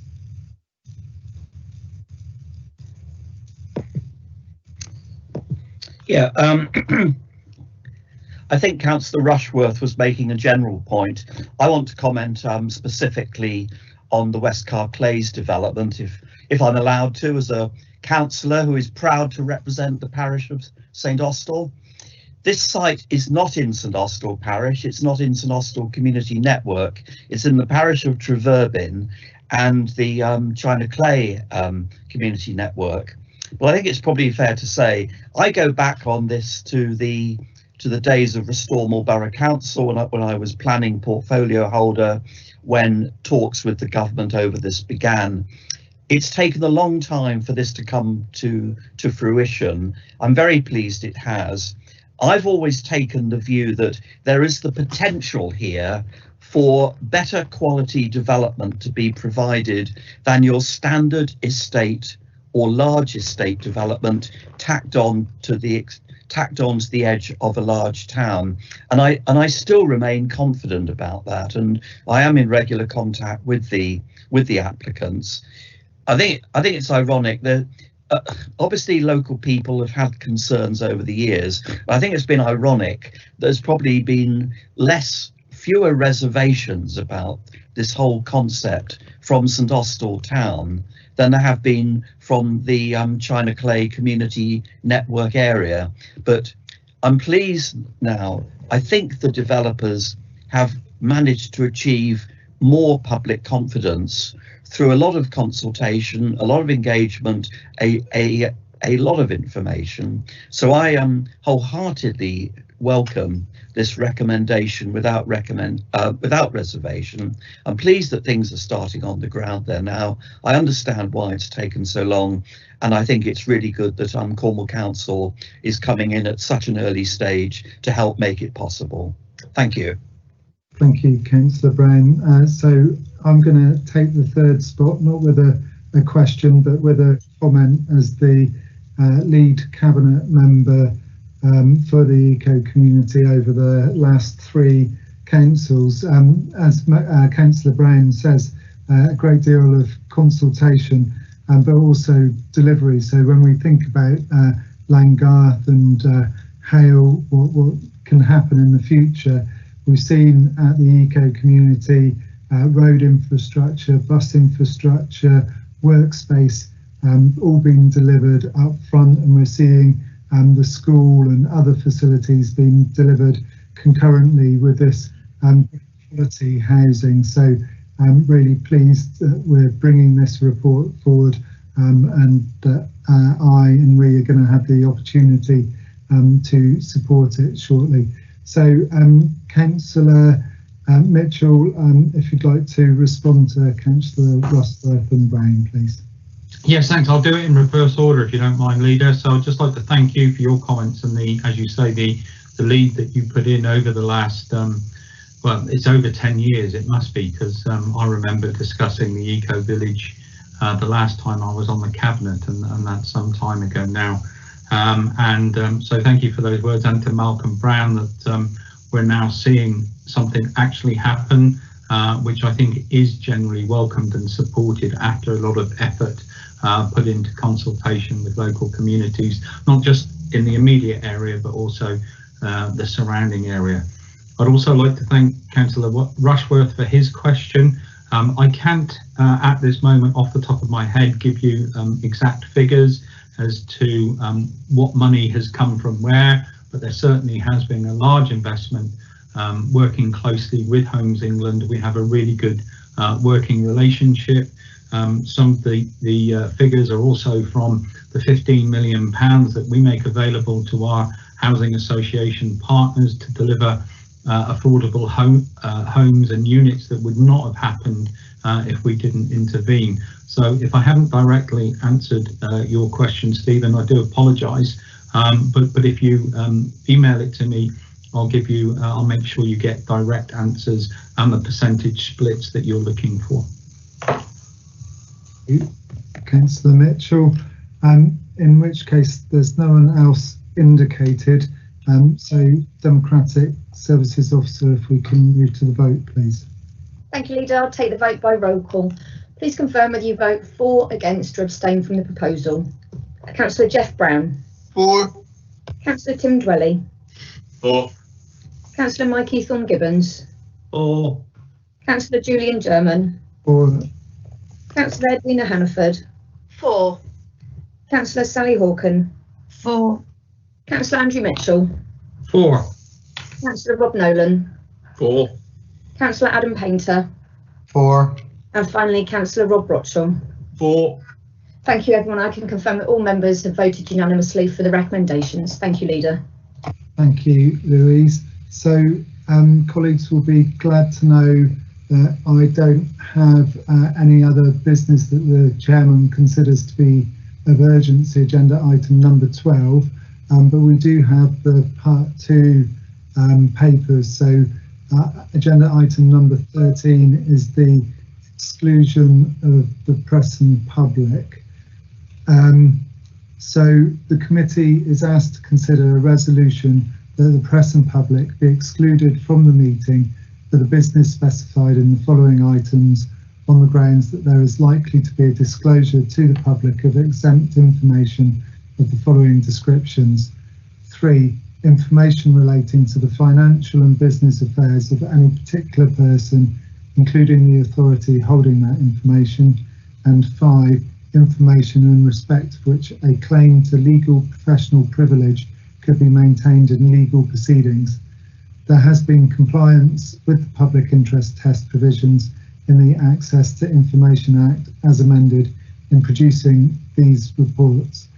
So I will propose and Councillor Painter will second, so Democratic Service Officer, if we can move to the vote, please.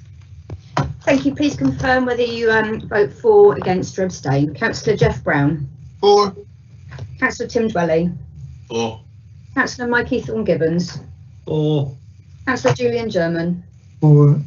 Councillor Edwina Hannaford. 4. Councillor Sally Hawken. 4. Councillor Andrew Mitchell. 4. Councillor Rob Nolan. 4. Councillor Adam Painter. 4. And Councillor Rob Brotchell. 4. Thank you, everyone. That vote is unanimous to go into private session. Thank you, Louise. So we'll just wait for the meeting producer to let us know that we're not in open public session before we continue. Whilst we're waiting for that, obviously I don't know how long these 3 items will take, so I'll play the meeting